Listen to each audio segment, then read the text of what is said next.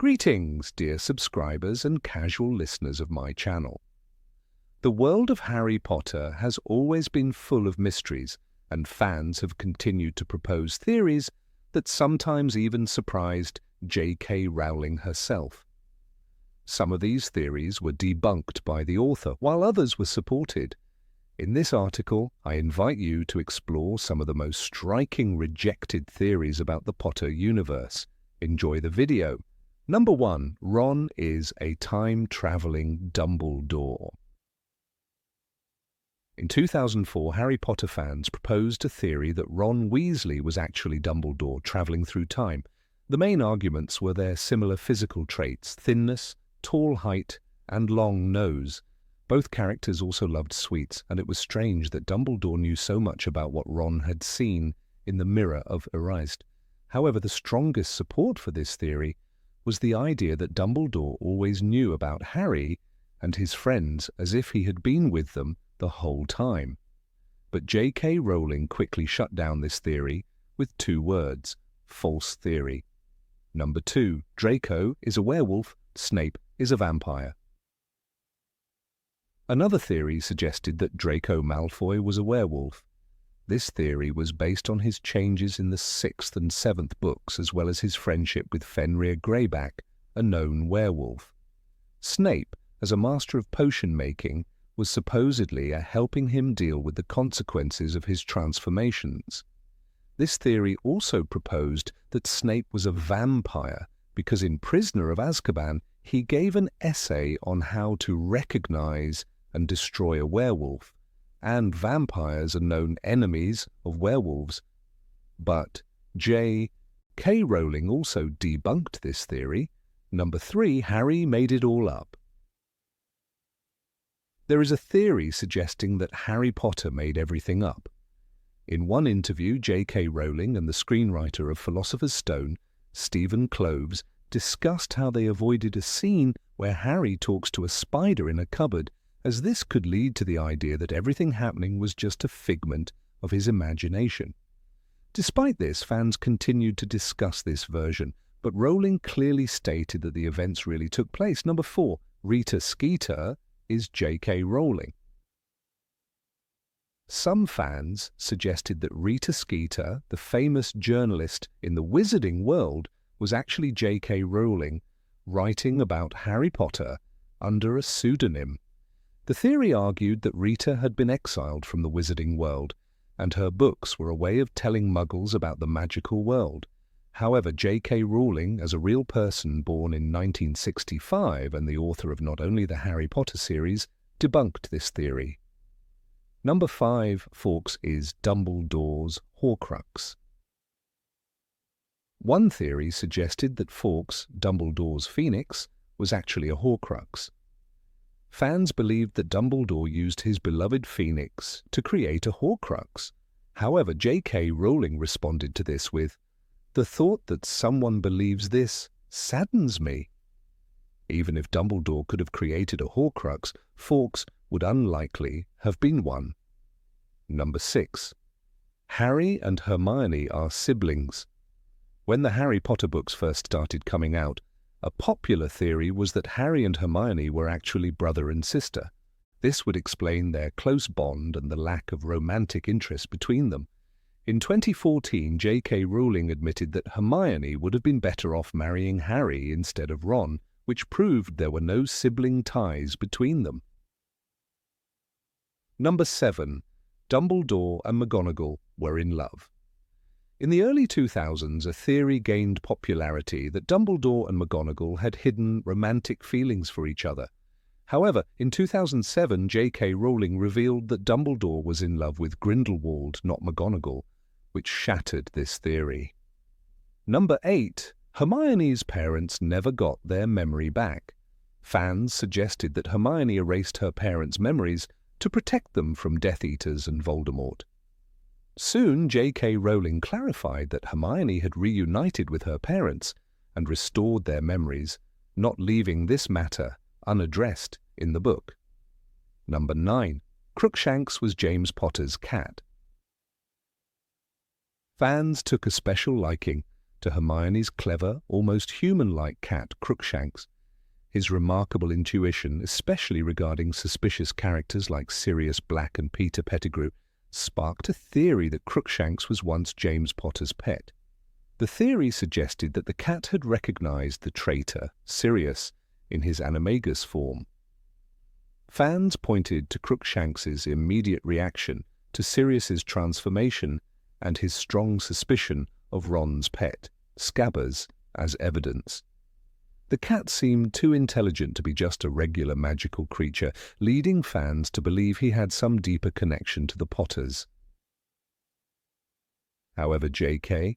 Rowling quickly debunked this theory, explaining that Crookshanks was simply a magically gifted half-Kneazle with no link to the Potter family.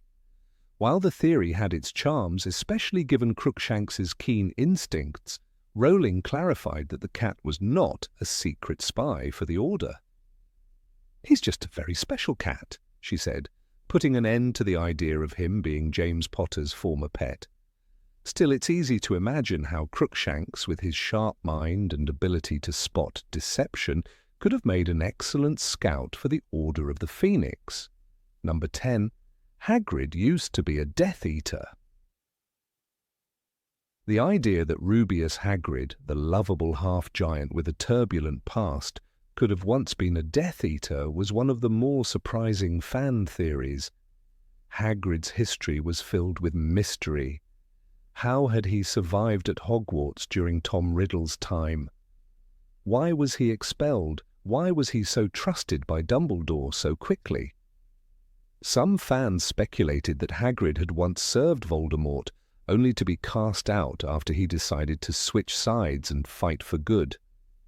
Perhaps they thought Hagrid was now redeeming himself by helping Harry and protecting the wizarding world. But J.K. Rowling quickly dismissed this theory with laughter, calling it utter nonsense. In an interview, she stated that Hagrid could never have committed an evil act. "His heart is pure," she said, "one of the brightest souls in the history of the wizarding world." Hagrid's loyalty and kindness were not in question, and his dedication to Harry and his friends proved that his past was far from dark. Despite the theories, Hagrid's true character remained unchanged. He was a protector, a friend, and a hero with a heart bigger than most. Number 11, Voldemort is a descendant of Godric Gryffindor. Despite the books clearly establishing that Voldemort was the heir of Salazar Slytherin, fans once proposed an intriguing theory. What if Voldemort inherited the blood of two great wizards? The argument was based on Tom Riddle's extraordinary talents. His ability to speak Parseltongue, his incredible magical prowess, and his unparalleled ability to influence others seemed to suggest there was more to his lineage than just Slytherin's blood. Could it be possible that his mother, Merope Gaunt, a descendant of Slytherin, also carried a hidden connection to Godric Gryffindor? The theory gained traction when fans noticed Voldemort's unique skills and his ambitious, bold nature. After all, Gryffindor was known for bravery and leadership, traits that Voldemort, in his own twisted way, seemed to embody.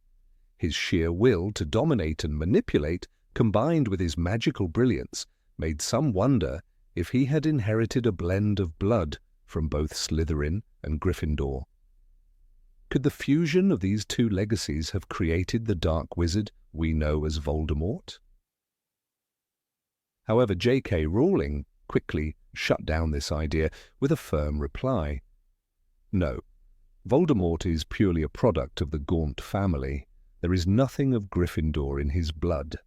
Her response made it clear that Voldemort's exceptional abilities, including his command over Parseltongue, were purely the result of his Slytherin heritage, not any hidden link to Gryffindor. Despite Rowling's definitive answer, the concept of Voldemort as a descendant of both Slytherin and Gryffindor would have made for a fascinating alternate reality, one where his internal struggle might have been even more complex. Number 12. Neville is the real chosen one. For a long time, fans believed that Neville Longbottom, not Harry, was the true chosen one. The prophecy made by Sybil Trelawney was clear. There would be a boy born at the end of July whose parents had defied Voldemort 3 times.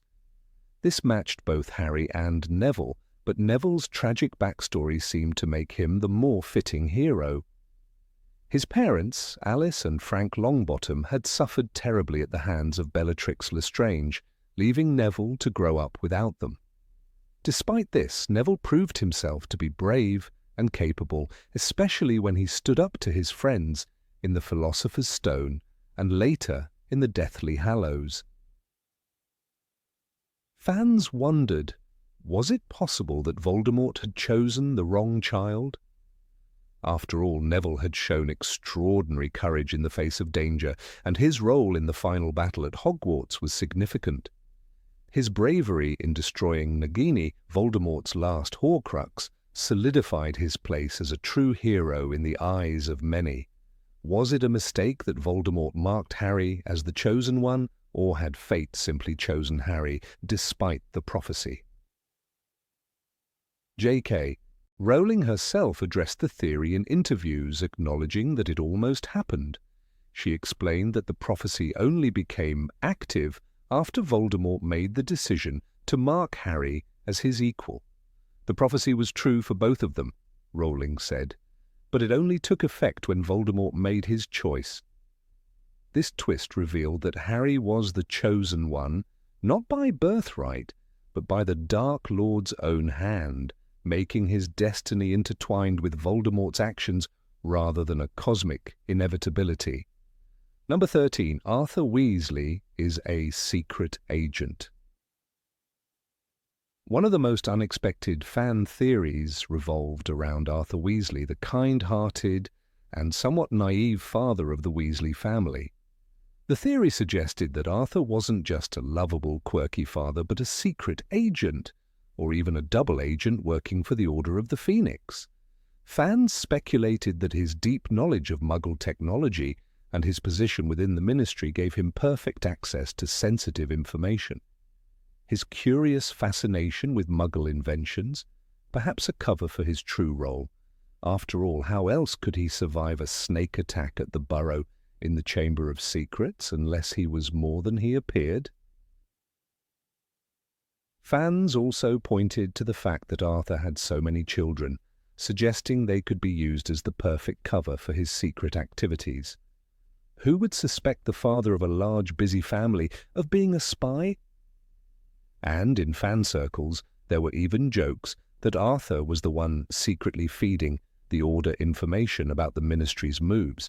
It seemed like the perfect scenario for a hidden hero, someone right under the radar playing a pivotal role in the fight against Voldemort while maintaining a perfectly ordinary life. However, J.K. Rowling swiftly put these theories to rest in an interview, laughing off the idea of Arthur being anything less than what he seemed. Arthur is absolutely honest, good-hearted, and devoted, she declared. If he were a spy, his wife would need a memory charm every evening.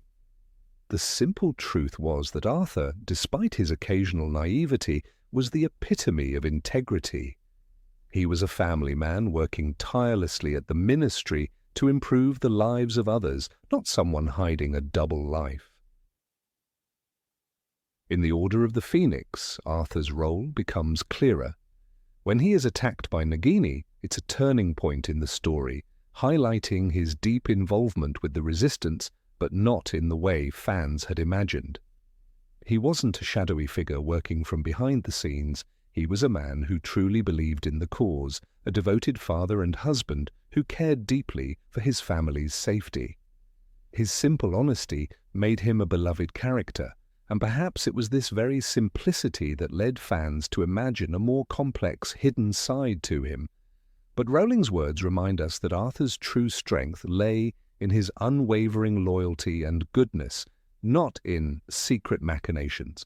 Number 14. Voldemort is Dumbledore's brother. One of the darkest and most twisted fan theories was the idea that Voldemort was not just an enemy of Dumbledore, but his long-lost brother. The theory hinged on Dumbledore's deep personal connection to Tom Riddle, the young man who would become Voldemort. Throughout the series, Dumbledore expresses a strange sense of responsibility for Voldemort. He constantly watches over him, tries to guide him, and even goes so far as to protect Hogwarts from him, as if it were a personal mission. This protective stance led fans to wonder, could there be more to their connection than just a battle of good versus evil? Fans pointed to Dumbledore's own family as potential clues. He had a younger brother, Aberforth, and a sister, Ariana, who had tragically died. What if Voldemort was another sibling, a long-lost brother who had been hidden from the world? This idea seemed plausible in the world of magical families, where secrets and hidden legacies often shaped the destinies of its members. The thought that Voldemort could be part of the Dumbledore family, hiding in plain sight, was an enticing one for many. But J.K. Rowling quickly shut down the theory, stating firmly, "No, Tom Riddle has no connection to the Dumbledore family. His only roots are the Gaunts and the Muggle Marvolo. That's what makes him so obsessed with his heritage." The truth was far simpler and much darker. Voldemort's obsession with bloodlines, with his magical heritage, was not a desire to reclaim a family connection to greatness. It was his desperate attempt to feel important, to fill the void of being born into a family that held no power or legacy of note. Despite Rowling's rejection of the theory, it's easy to see why it took hold. In The Half-Blood Prince, when Dumbledore speaks of Voldemort's past, he reveals his complex personal struggle to understand the boy he once tried to help. It was, in the end, his own choices that made him what he was, Dumbledore reflects. That constant sense of connection, of shared responsibility, makes the theory of them being brothers seem almost plausible, but in the end, Voldemort's true legacy was not one of family, but of his own dark, self-made path. Number 15, Hermione is a reincarnated founder of Hogwarts. One of the most fascinating fan theories surrounding Hermione Granger was that she was the reincarnation of one of the Hogwarts founders, possibly Rowena Ravenclaw. This idea took root in the fan community, fueled by Hermione's brilliant intellect, her relentless pursuit of knowledge, and her almost supernatural intuition. Fans pointed out that Hermione's ability to solve problems and her deep understanding of magic seemed almost beyond the reach of ordinary witches. The brightest witch of her age, as Harry often describes her, was a name given to her not just by friends but by the magical world. It was the perfect fit for a theory that suggested she could be the reincarnation of someone as legendary as Ravenclaw. The theory also focused on Hermione's rare name, one that wasn't common even in the magical world. It felt mysterious, ancient, and fitting for someone who might be carrying the legacy of a powerful witch from centuries ago. After all, Rowena Ravenclaw was known for her wisdom and keen intellect, qualities that Hermione embodied perfectly. The way Hermione always seemed to have the right answer at the right time added fuel to the speculation. Could it be that she was more than just a clever girl from a Muggle family? However, J.K. Rowling, with her characteristic wit, quickly put the theory to rest. In an interview, she smiled and stated, "Hermione is just a clever girl from a Muggle family, nothing more. She is not a reincarnation, not the chosen one, and not the descendant of anyone special. Her strength lies in her knowledge and character." Rowling's words were simple, but they carried weight, grounding Hermione firmly in the world she was born into, far from the mystical and legendary past that fans had imagined for her. The truth was clear. Hermione's magic didn't come from a forgotten bloodline or ancient sorcery. It came from her sheer determination and hard work, something that made her an even more inspiring figure. Her success wasn't due to fate or destiny, it was a result of her own choices and her belief in the power of knowledge. Hermione Granger, as Rowling intended, was no reincarnation of a Hogwarts founder. She was a remarkable young witch who created her own legacy, one spell at a time. Number 16. Snape is Harry's real father. For years, fans of the Harry Potter series have loved to theorize about hidden truths and potential secrets surrounding the characters. One of the most enduring and intriguing theories was that Severus Snape, the complex potions master, was actually Harry Potter's biological father. This theory was not just a fleeting thought, it circulated widely within the fan community, growing with every subtle moment in the books that seemed to hint at a deeper connection between Snape and Harry. The theory became particularly compelling when examined through the lens of Snape's unrequited love for Lily Potter, Harry's mother. The most striking element of this theory was the idea that Snape, despite being outwardly hostile to Harry, had been watching over him all along. Fans noted the many moments when Snape seemed unusually protective of Harry, particularly in situations where others, such as the hapless Dumbledore, did not seem to notice or care. Harry, in turn, often felt a deep, inexplicable animosity towards Snape, something beyond the typical hatred of a teacher. This intense relationship, along with the powerful emotions both men harbored, led fans to speculate that Snape's connection to Harry was not merely professional, but personal. One of the key arguments behind this theory centered on the notion that Harry was not quite like his father, James Potter. James was portrayed in the books as brash, arrogant, and full of self-assurance, traits Harry never seemed to fully embody. Instead, Harry was often self-doubting, questioning his worth, and even feeling an outsider in many situations. It was this difference in character that led some to believe that Harry's personality was shaped more by Snape than by James. Fans pointed to the fact that Harry had Lily's green eyes, a feature that, in their view, seemed to hint at Snape's influence. It was a small but significant detail that made Harry's appearance even more mysterious, and for many, this was a sign that there was more to the story than met the eye. The theory also relied heavily on Snape's long-standing and tragic love for Lily Potter. As revealed in the later books, Snape's devotion to Lily was unshakable, even after her death. His actions throughout the series, from his protection of Harry to his hidden alliances, were all guided by his desire to honor her memory. His grief over her death and his subsequent bitterness towards Harry were, in the eyes of fans, the natural consequences of a man who had never gotten over the woman he loved, even though she had chosen James instead. For some, Snape's desire to protect Harry was not born purely out of a sense of duty to Dumbledore, but from a deeper, more personal reason, his love for Lily.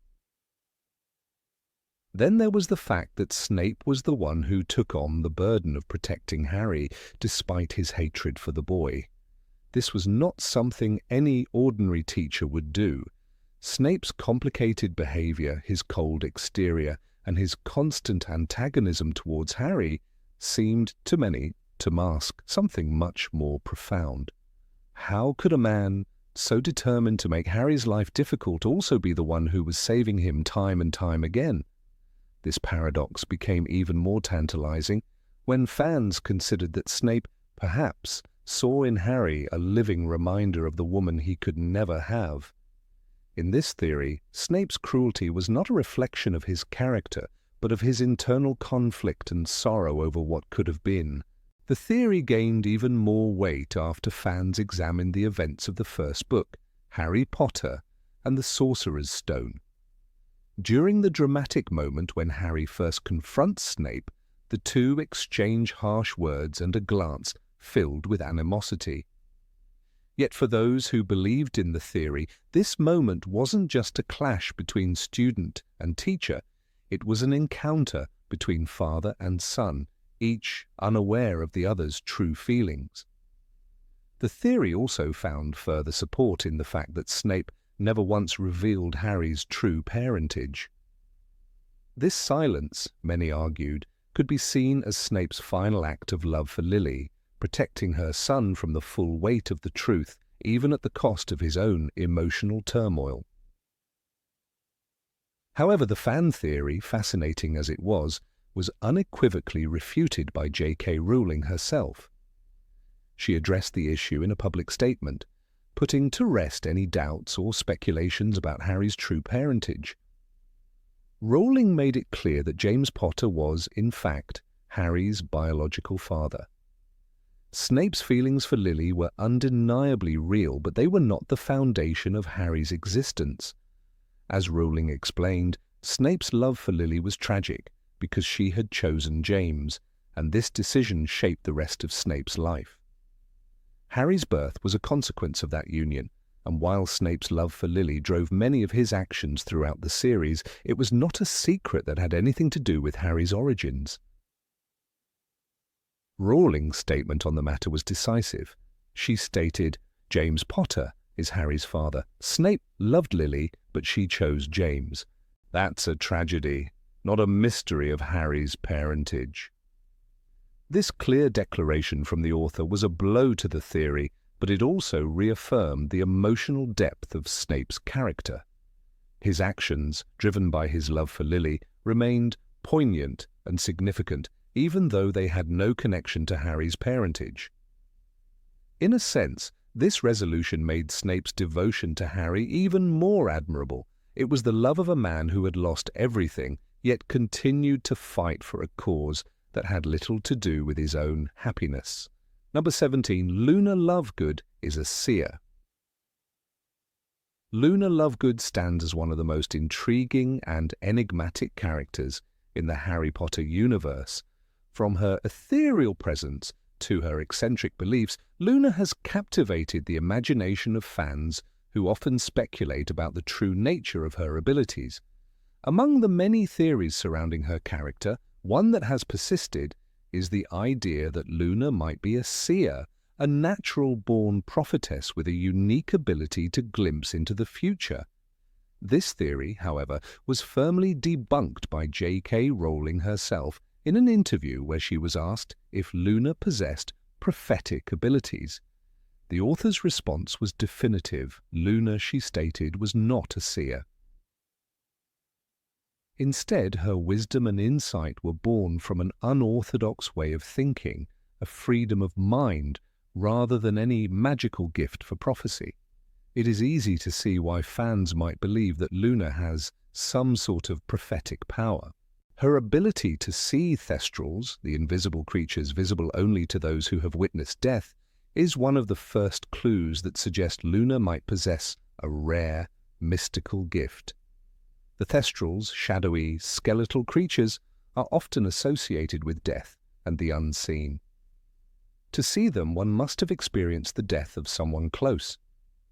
For Luna, this revelation comes from her mother's sudden death when Luna was a child.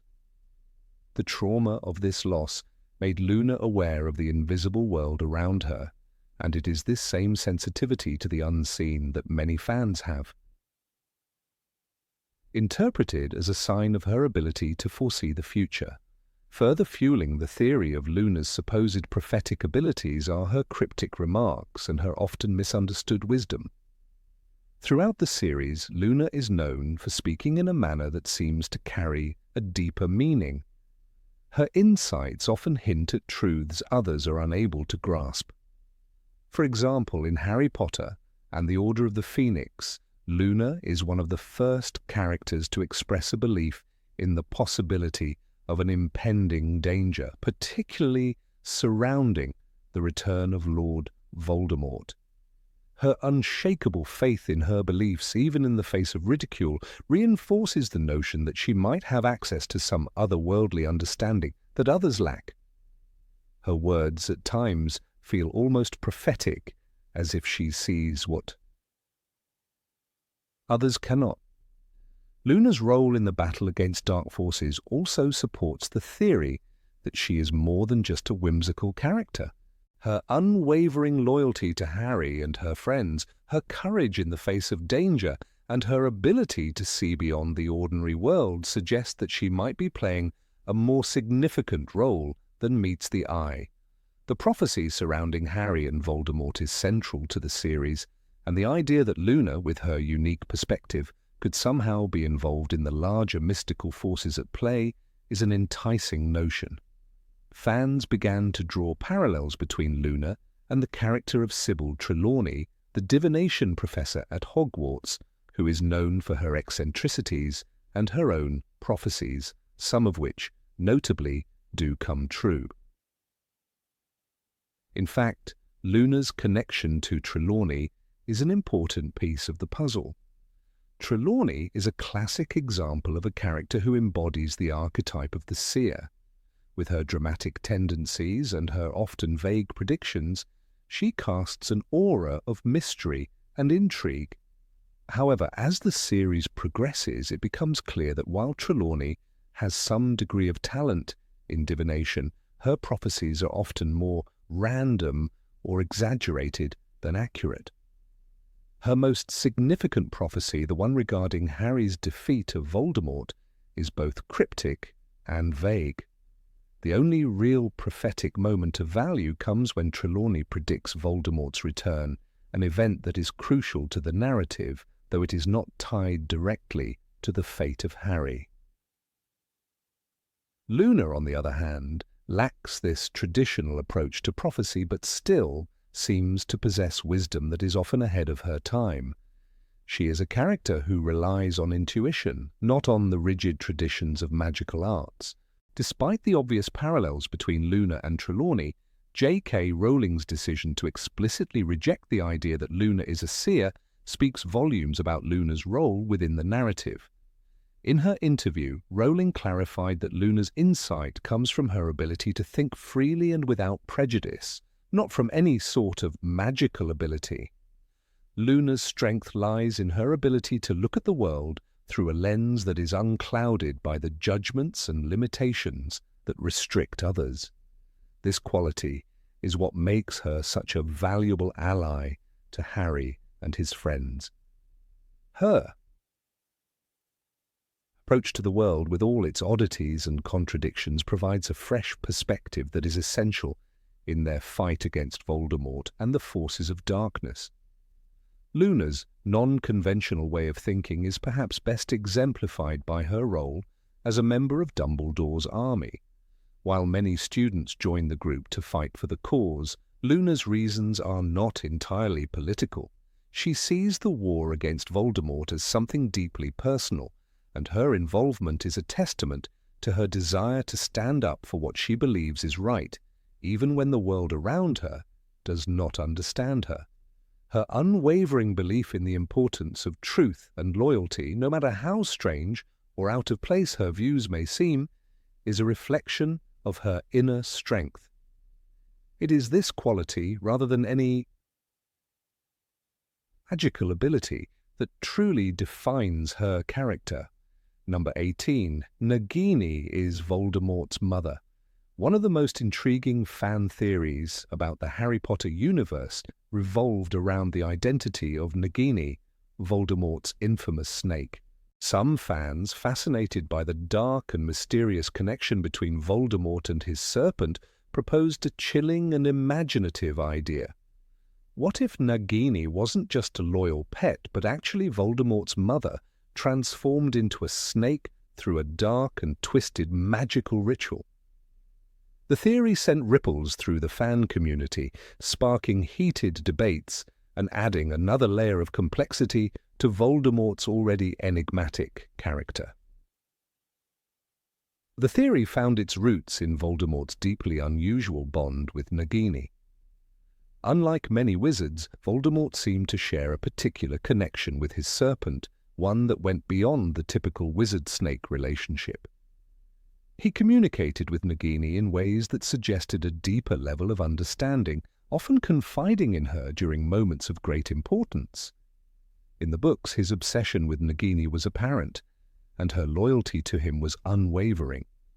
This odd relationship, combined with Nagini's seemingly intelligent nature, led fans to wonder if there was more to her than just a mere pet.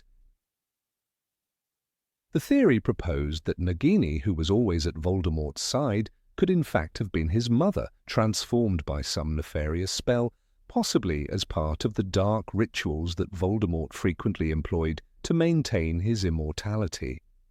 The idea was further fueled by the 2018 film Fantastic Beasts: The Crimes of Grindelwald.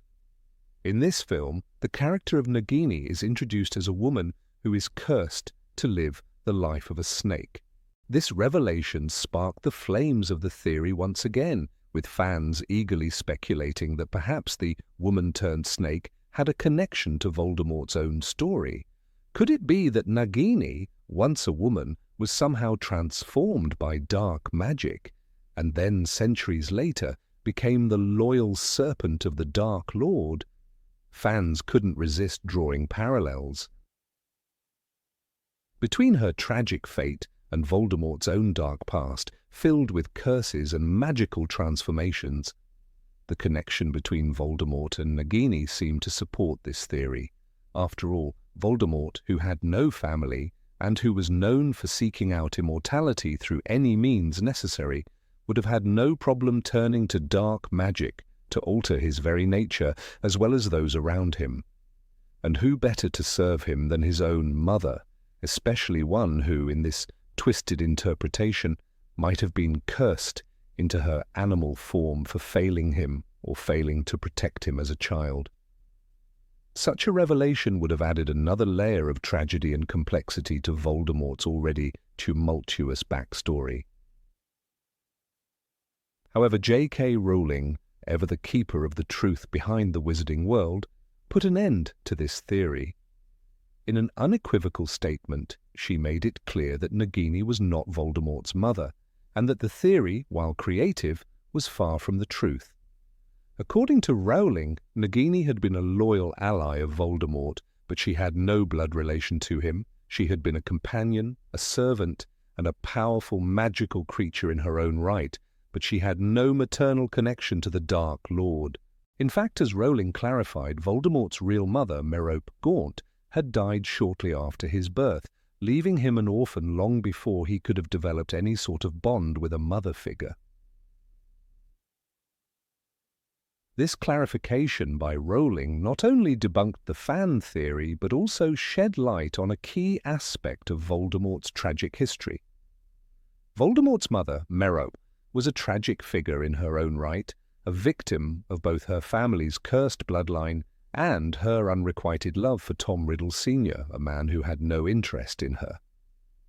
Merope's death after giving birth to Voldemort left her son in the care of an abusive orphanage, and the lack of love and care in his early years is part of what shaped the Dark Lord into the man he would become.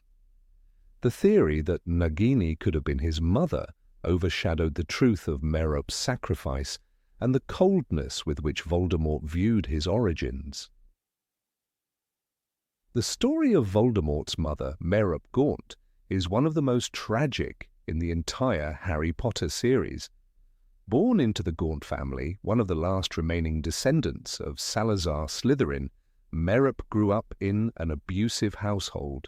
Her father, Marvolo Gaunt, was a violent and hateful man, and her brother Morphin was similarly cruel. Both were consumed by the Slytherin legacy of blood purity, and they treated Merope with disdain and neglect. Despite her difficult upbringing, Merope's tragic flaw was her obsessive love for Tom Riddle Sr., a wealthy muggle. She used a powerful love potion to win his affection, but when the potion's effects wore off, he abandoned her, leaving her heartbroken and pregnant with Voldemort. She died in poverty shortly after giving birth, a broken woman who had never known love, and her son grew up to embody all the hatred and malice that had plagued her life. Nagini, on the other hand, was a powerful creature whose loyalty to Voldemort had nothing to do with blood ties. Her role in the story of the Dark Lord was one of servitude, intelligence, and fear.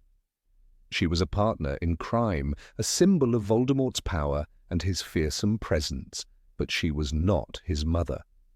She had a mind of her own, but her loyalty to Voldemort remained unquestionable. Fans who had once clung to the theory that Nagini was Voldemort's mother were left to reconcile with the reality that her tragic transformation into a snake was part of her own story, a story separate from Voldemort's complex and tragic origins. Number 19. The Wizarding World is Harry's coma after falling down the stairs.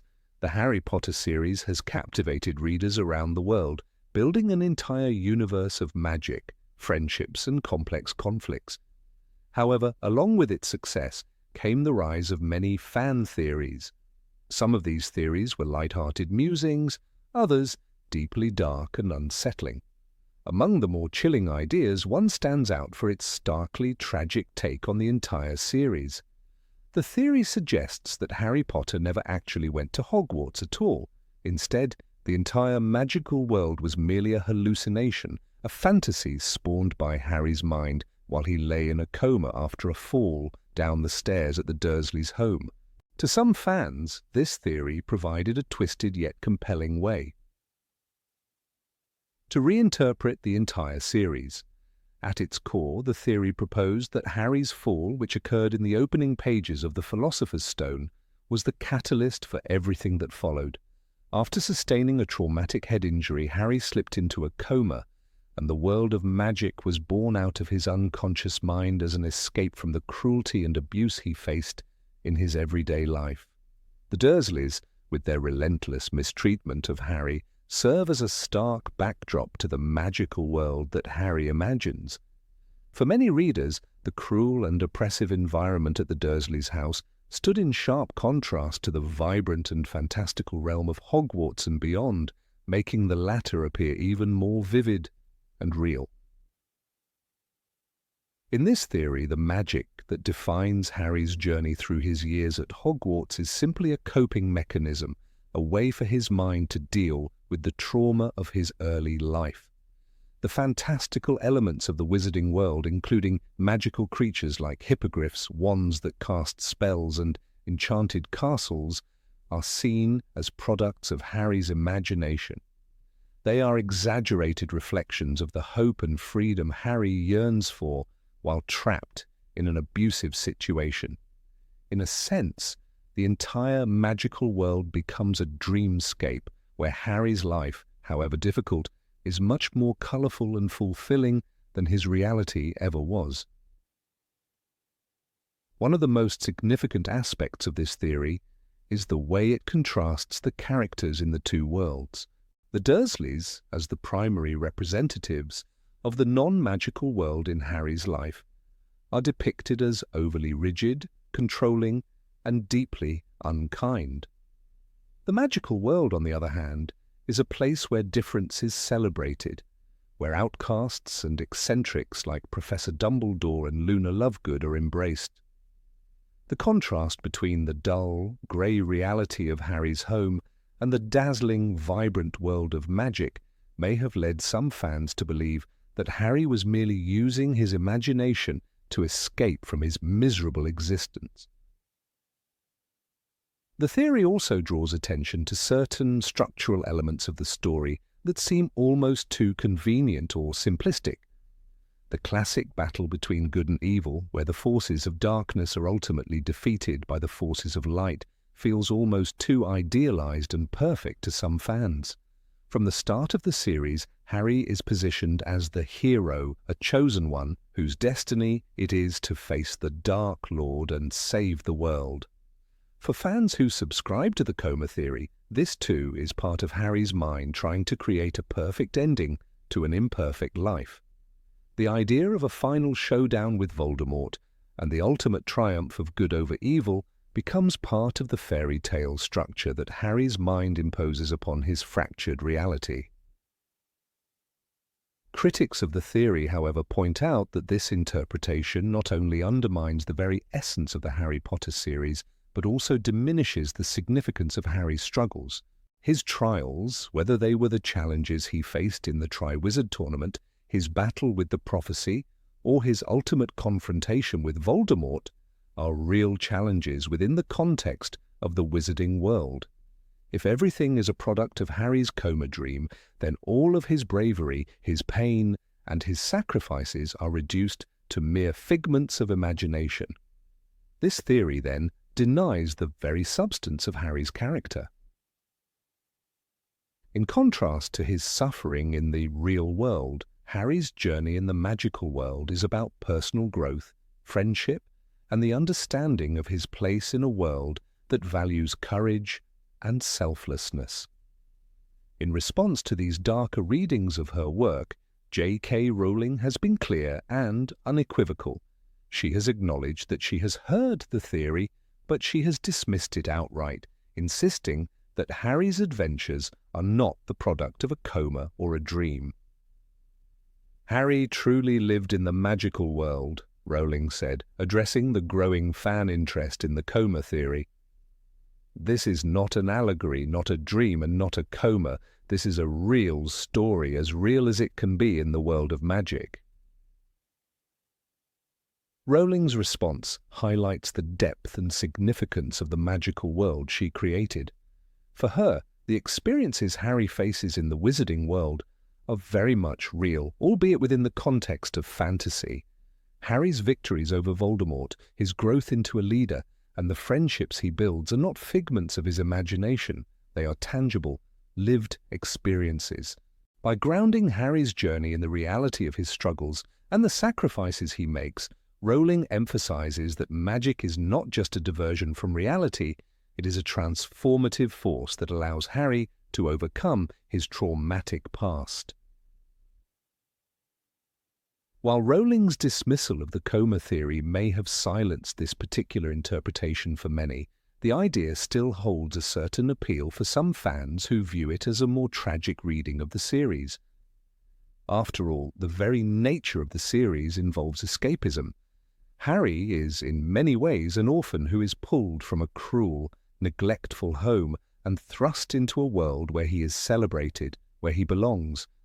To some, the idea that this new world was entirely the creation of Harry's fractured mind makes the magical world all the more poignant. It speaks to the powerful human need for escape, for a place where we can create our own narrative, where we can be heroes in our own story.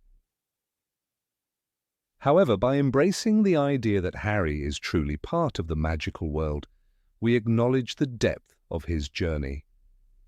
The heroism displayed throughout the series is not just about defeating Voldemort, but also about facing down the darkness within himself.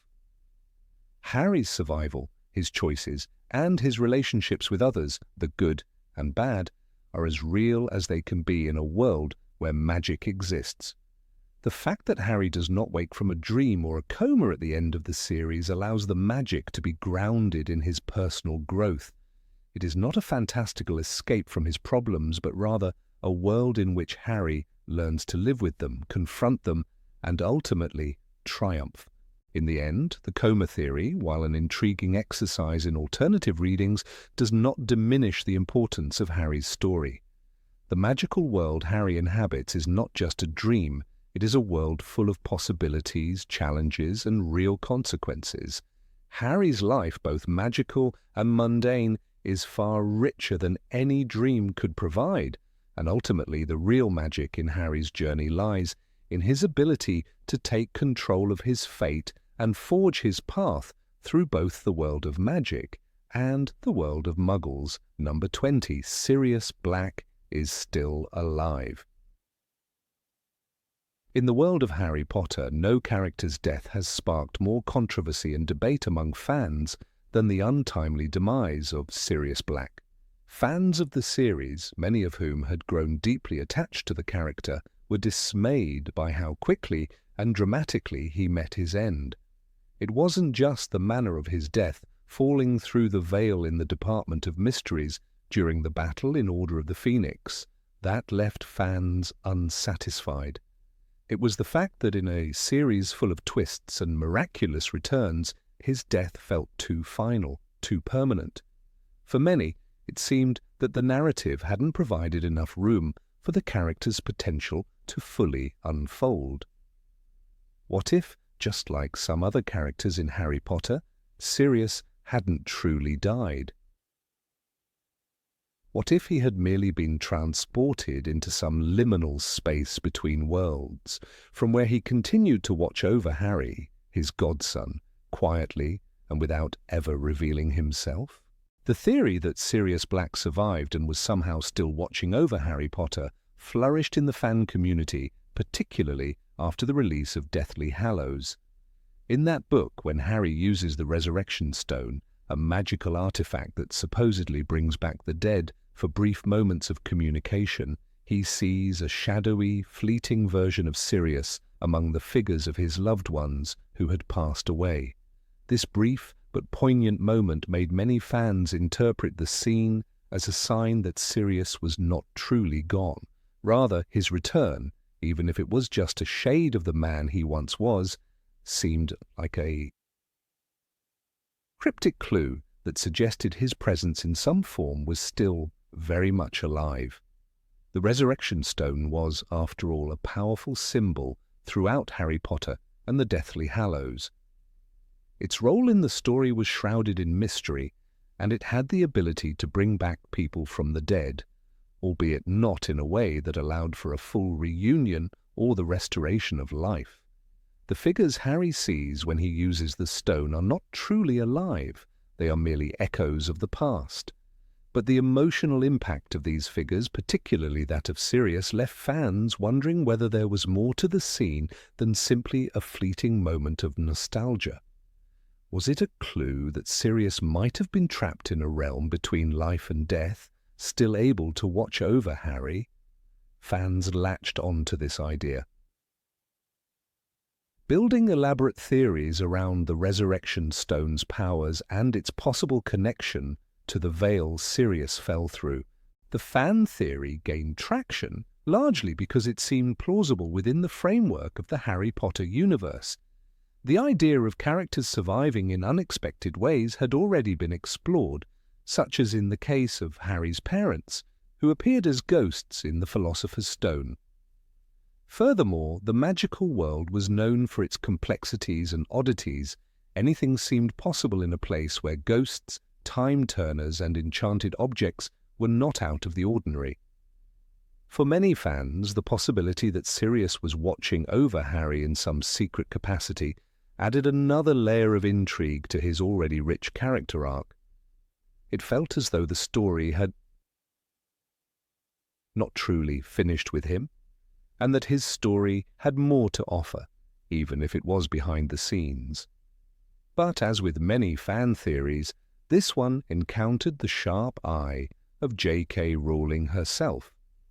When questioned directly about the theory that Sirius had survived and was watching over Harry, Rowling shut down the idea with a definitive response. Sirius is dead, unfortunately. His death was final. Harry lost him forever. The Resurrection Stone only gives a shadow, not life. The finality of her words dashed the hopes of fans who had clung to the belief that Sirius's death might have been reversible or merely symbolic. It was not just a simple denial, it was an explicit rejection of any interpretation that suggested Sirius's survival or continued presence in any form. Rowling's firm stance on the matter is telling. It speaks to the heart of the narrative she wanted to tell in the Harry Potter series. Throughout the books, the theme of loss and the harsh reality of death plays a significant role. From the deaths of Harry's parents to the loss of Dumbledore, and even the fall of Fred Weasley in Deathly Hallows, Rowling has never shied away from making death a permanent and irreversible part of her characters' journeys. For Sirius, this finality was crucial.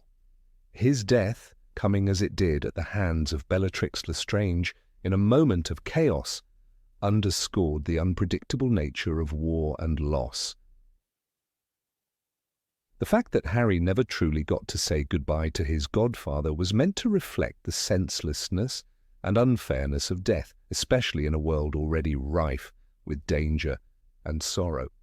The resurrection stone does not bring people back to life. It only gives the living a moment to speak with shadows of the past. This was a key piece of Rowling's narrative puzzle. Harry's reunion with Sirius through the resurrection stone is not a restoration of life. It's a bittersweet moment that speaks to the painful reality of mortality. The stone gives Harry the chance to say goodbye in a way that was never possible when Sirius was alive, but it is not a reversal of his fate. The scene serves to underline the fact that some people are gone forever, and no matter how much Harry wants it, he cannot change that fact. Sirius's death, tragic as it was, must be seen as final in the context of the story, and Rowling has made it clear that this is not something that can be undone. Yet, the idea of Sirius watching over Harry does not completely disappear. While the theory was debunked by Rowling, the spirit of that idea still resonates in the broader themes of the Harry Potter series. The concept of protection, both physical and emotional, is central to Harry's journey. Throughout the series, Harry is surrounded by the love and sacrifice of those who have died, from his parents to Dumbledore to even Sirius himself. The idea that these characters continue to influence and protect Harry, even after death, is woven into the fabric of the series. But while these protective forces manifest in subtle ways, such as through the influence of love or the guidance of memories, Rowling insists that the individuals themselves are gone. Sirius, in his own way, continues to protect Harry, but it is through the legacy of his actions and the memories Harry carries with him, not through a physical or spiritual return. The fall of Sirius Black was one of the most heartbreaking moments in Harry Potter, both for the characters and for the readers. His tragic end seemed especially poignant given that he was finally reunited with Harry, only to be taken away so abruptly. In many ways it mirrored the death of Harry's own parents, an early and painful loss that haunted him throughout his life. This theme of parental figures and mentors who are lost too soon is a recurring motif in the Yuts series, and Sirius's death is one of its most powerful examples. Despite his short life and the way his story ended, Sirius played an integral role in Harry's development and in the overarching narrative of the fight against Voldemort. Rowling's denial of the theory that Sirius survived, while disappointing to many fans, is in keeping with the larger themes of the series. Harry Potter is not a fairy tale where every beloved character can be brought back to life. It is a story that grapples with the realities of growing up, facing loss, and learning how to cope with the absence of loved ones. Sirius's death, like all the others in the series, is meant to be permanent, and it serves as a reminder that no matter how much we may want to turn back time or change fate, death remains an inescapable part of life. Though fans may continue to hold on to their hope for a different outcome, it is clear that Sirius's story, as tragic as it is, has concluded. His legacy, however, lives on in Harry's heart and in the memory of all those who fought alongside him. Despite his physical absence, Sirius Black's influence is felt throughout the series, and his spirit continues to guide Harry just as it always has, through the memories and the love that survive long after death. Number 21. Slytherins are descendants of vampires. The theory about Slytherin students being descendants of vampires became a curious subject among Harry Potter fans, thriving for years in the shadows of fandom debates. This theory emerged as fans began to piece together seemingly eerie and dark traits of the Slytherin house, comparing them to the traditional traits of vampires found in various legends and popular culture. In particular, they were drawn to the house's obsession with the darker aspects of magic, a fascination with potions, the grim atmosphere of the dungeons, and a certain affinity for night and secrecy. Fans speculated that these traits could point to a lineage not only steeped in dark magic but also entwined with the supernatural, particularly with vampires, the most mysterious and macabre creatures in folklore. At the heart of this fan theory was a belief that Slytherins, as a house with a reputation for cunning, ambition, and a penchant for secrecy, were much more than just ambitious wizards. The students of this house often displayed characteristics that appeared to mirror those of mythical vampires. Slytherins, like the vampires of Gothic novels, were seen as creatures of the night, both in their literal affinity for darkness and their symbolic connections to power and mystery. From the eerie underground setting of their common room to the snake-like symbols that adorned their house, fans found themselves drawing eerie parallels between Slytherin House and vampiric mythology.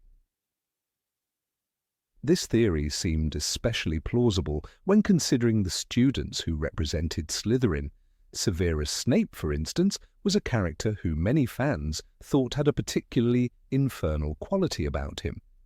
His dark demeanor, penchant for brewing potions, and stoic presence in the dungeons made him seem almost otherworldly, leading fans to speculate about his connections to vampires. His intense, brooding personality matched that of many dark and tortured Gothic figures, evoking the romanticized image of the vampire as a tragic anti-hero, a being with a hidden and possibly monstrous nature.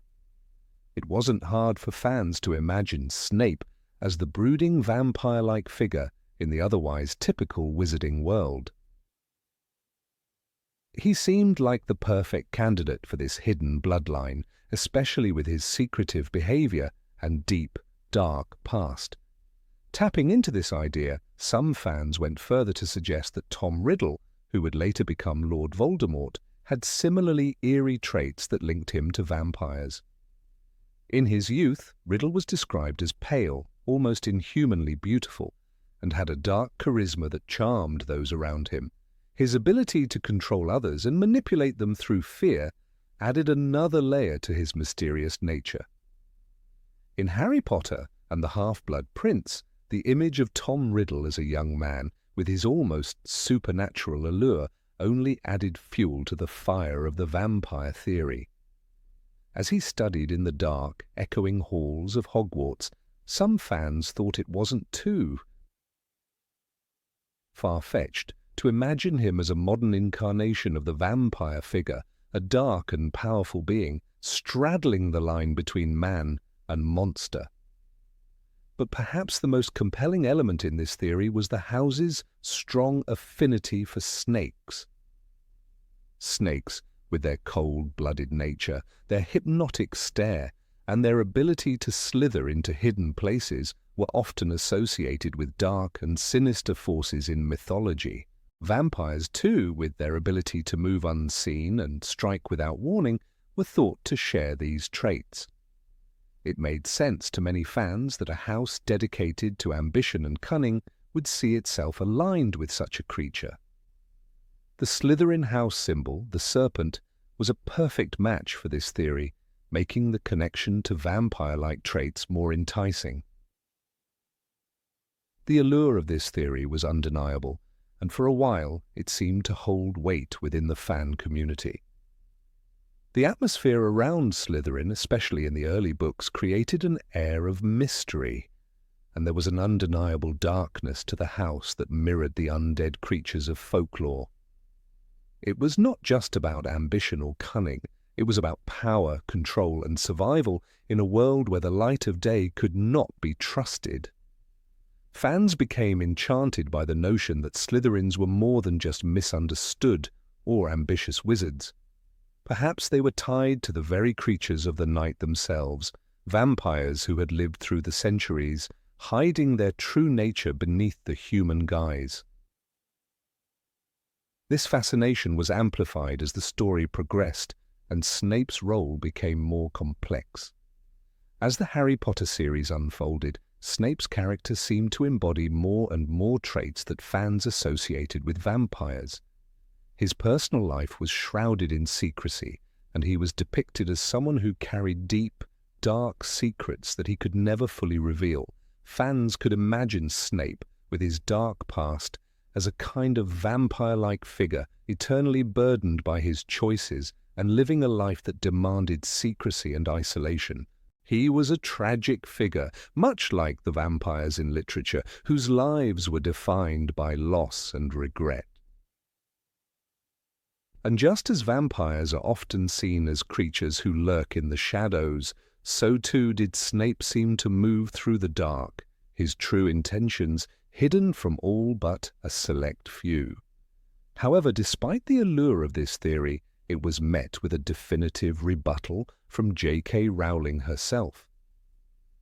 In an interview, she clearly stated that there was no connection between Slytherin House and vampires. "There is no connection between Slytherin and vampires," Rowling explained. "Vampires exist in my world, but they are a separate entity. They don't go to Hogwarts." This sharp dismissal from the author herself put an end to the fans' speculation, but it did not entirely erase the allure of the theory for fans. Even with Rowling's statement, many fans continued to imagine a world where vampires walked the steed halls of Hogwarts, attending a secret ball in the dungeons, their fangs hidden behind their cloaks as they mingled with Slytherins.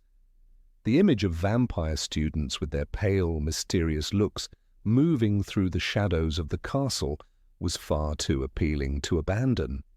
Rowling's clarification left many wondering why the Slytherin house had such dark and sinister traits, especially given that some of its most prominent members, like Severus Snape and Tom Riddle, seemed to embody the qualities of gothic, vampire-like figures. Why, for example, did the house seem to be so associated with the night, with creatures like serpents that had long been linked to dark magic and mythological creatures? The answer, of course, lies in the complex layers of Slytherin's founding values: ambition, cunning, and the pursuit of power.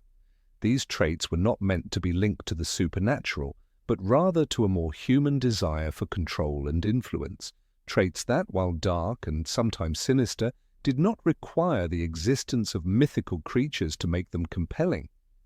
Ultimately, while the idea of Slytherin students as descendants of vampires remains a charming and persistent fan theory, it has no foundation in the canon of the Harry Potter series. J.K. Rowling's insistence that vampires are a separate species from wizards further clarified the divide between fan speculation and the official lore of the wizarding world. And yet, despite this, the eerie connection between Slytherin House and the creatures of the night continues to live on in the imagination of many fans, who are content to picture a world where vampires and wizards coexist in the shadows of Hogwarts, forever part of the magical lore that J.K. Rowling has created. Number 22. Horcruxes can be made without murder. There was once a theory among Harry Potter fans that swirled through the corners of the fandom, weaving its way through debates and discussions, fueled by a desire for a more ethical form of dark magic. The theory suggested that perhaps Voldemort had been mistaken. Maybe it wasn't necessary to kill in order to create a Horcrux. Could it be that the splitting of one's soul, a process central to Voldemort's quest for immortality, could be done without the need to commit murder? Fans imagined alternate methods of creating a Horcrux that didn't require the deepest violation of human morality. Could the act of splitting a soul simply be a matter of intention? Was it possible, they wondered, to restore the soul without the finality of death? These questions didn't just concern magic, but touched on deep philosophical debates about life, death, and the nature of evil. This theory, while a fascinating piece of fan speculation, was soon put to rest by J.K. Rowling herself. In a firm statement, she laid down the law of magic in her universe. The creation of a Horcrux, she clarified, absolutely required murder. Murder is an essential part of the process, she said, because it is the destruction of a part of your soul that makes the magic so dark. The idea that Voldemort could have unknowingly or unwillingly found another way to split his soul was, to Rowling, a misunderstanding of what Horcruxes truly represented. They were not just powerful magical artifacts, but symbols of Voldemort's own descent into madness and cruelty. The very essence of creating a Horcrux was bound up in the darkest of magic. Not only was the person's soul fractured by the act of killing, but that very act, that intentional murder, was what enabled the soul's fragment to become separated and hidden within an object. Voldemort's journey, marked by an increasing disregard for life, began with that very first murder, the killing of Tom Riddle Sr. His father, the man who had abandoned him, was the first casualty in a process that would tear Voldemort's humanity apart. This was no mere act of violence, but an irreversible step into a new, horrifying reality. It wasn't just about finding immortality, it was about breaking the natural bond between life and death. The Horcruxes themselves were representations of this process. Each object Voldemort chose to house a piece of his soul was a deliberate choice, a significant artifact that contained part of his being.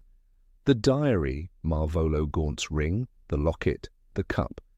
Each piece was a dark token of his twisted desire to defy death. And of course, the final piece of his soul was hidden within Harry Potter himself, the unintended yet essential last piece in his grotesque puzzle. Voldemort did not just aim to conquer death, he sought to twist it, to make a mockery of the very laws of nature. But this mockery came at an immense cost, the irreparable damage to his own soul.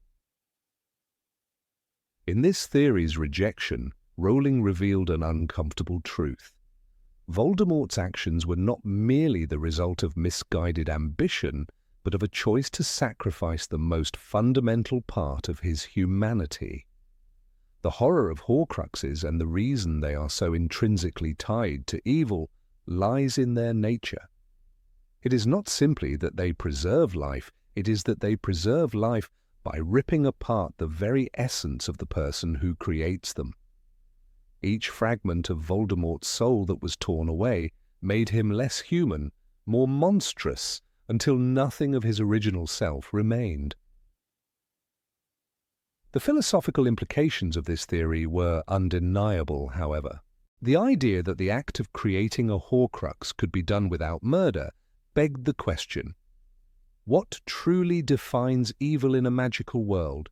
Could a person create a Horcrux for a noble reason, perhaps to protect someone they loved without crossing the moral line?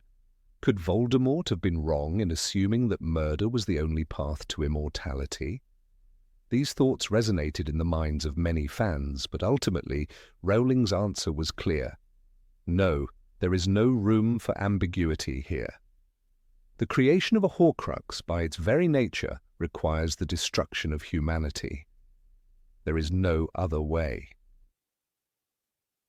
The fans who clung to this theory, hoping for an alternative method of creating a Horcrux, were not alone in their desire for a morally less dark version of Voldemort's actions. The very nature of magic in the Harry Potter universe has always been framed within the context of moral choices. In the end, however, Voldemort's soul was forever beyond repair, and the creation of his Horcruxes was not a mistake, but a choice, a conscious decision to sever himself from his humanity in order to pursue an impossible ideal. In the books, Harry's own journey with the Horcruxes is, in a sense, the opposite of Voldemort's. While Voldemort's creation of the Horcruxes was an attempt to escape death, Harry's task was to destroy them, to end Voldemort's reign of terror once and for all. The key to destroying a Horcrux was not merely finding and physically destroying the object, but also understanding the emotional and psychological weight of what had been done. Each Horcrux, in a sense, represented not just a piece of Voldemort's soul, but a piece of his evil, his complete abandonment of any moral compass. It was this very evil that Harry had to confront and ultimately defeat. The act of destroying the Horcruxes required not just courage, but deep personal sacrifice. As Harry destroys each Horcrux, he is forced to confront the ways in which Voldemort's evil has seeped into the world around him. The journey is not one of physical destruction alone. It is a psychological and emotional battle as well. As each Horcrux is destroyed, Harry understands more fully the depths of Voldemort's soul and the toll that such a life has taken. Voldemort, who believed he could separate himself from death and humanity, is ultimately brought down by the very humanity he sought to erase. While fans may have hoped for a more forgiving answer, for a way to explain Voldemort's actions through a lens of miscalculation rather than pure malevolence, Rowling's unwavering stance made it clear that this was not a world where moral lines could be blurred for the sake of convenience. Magic, especially dark magic, has its consequences, and the creation of a Horcrux was a choice that would forever condemn the soul of the one who created it. In the end, this theory of a lesser evil way to create a Horcrux may have sparked interesting debates, but it was ultimately disproven by the nature of the world Rowling had created. The magic was dark because of the personal cost it demanded, and that cost was paid in blood. The destruction of the Horcruxes, much like Voldemort's ultimate demise, was a reminder that there are some things in life that cannot be sidestepped. There are no shortcuts to immortality, no gentle alternatives to the dark path that Voldemort chose. In Rowling's world, the price of immortality is steep, and it requires a sacrifice that no one, not even the darkest wizard, can avoid. Number 23. Petunia is a suppressed witch. For years, an intriguing fan theory about Petunia Dursley circulated in the Harry Potter community, capturing the imaginations of readers and sparking discussions across the globe. The theory proposed that Petunia Evans, Harry's aunt and Lily Potter's sister, was not just an ordinary muggle but a failed witch who never received her Hogwarts letter. This notion, while speculative, seemed almost plausible given the nuances scattered throughout J.K. Rowling's books. Petunia's complex relationship with her sister Lily, coupled with her apparent knowledge of the wizarding world, fueled this theory and made it one of the most beloved fan speculations. It painted Petunia as a tragic character, perpetually on the outside of the magical world, yearning to belong but never quite fitting in. Petunia's resentment and jealousy of her sister Lily were evident from the first moments we meet her in Harry Potter and the Philosopher's Stone.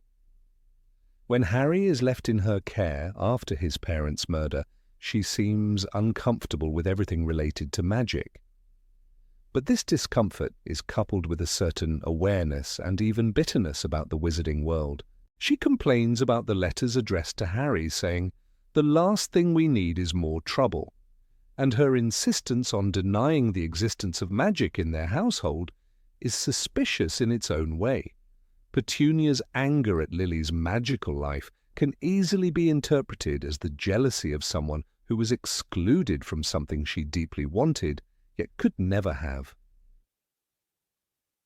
This fan theory found some of its most compelling evidence in the behavior of Petunia, especially when juxtaposed with her knowledge of magic. Fans pointed to scenes in the books where Petunia seems to have too much understanding of the wizarding world for someone who is supposed to be completely ignorant. In Harry Potter and the Philosopher's Stone, when Harry receives his first letter from Hogwarts, Petunia's reaction is notably extreme. She goes to great lengths to prevent Harry from reading the letter, even going as far as to hide it from him. What was so troubling about this letter that it drove Petunia to such lengths to keep it away? Could it be that deep down she knew what the letter represented? She was fully aware that Harry was a wizard, and more importantly, she had been involved with magical people in her youth. Moreover, Petunia's intense envy of Lily, which she can barely conceal, adds to the theory. Fans pointed out that Petunia's line, "I was so proud of you," when she learned that Lily had received her letter to Hogwarts, sounded eerily like the words of someone who had once hoped for that same honor. Petunia's jealousy of her sister was not just about the magical world itself, but about the gap it created between them. In her eyes, Lily had the perfect life, one filled with excitement, discovery, and a sense of belonging, while Petunia was left behind in a world she could never truly enter. This scenario painted a picture of a woman who felt inadequate, isolated, and resentful, someone who had always longed for magic, but was forced to live without it.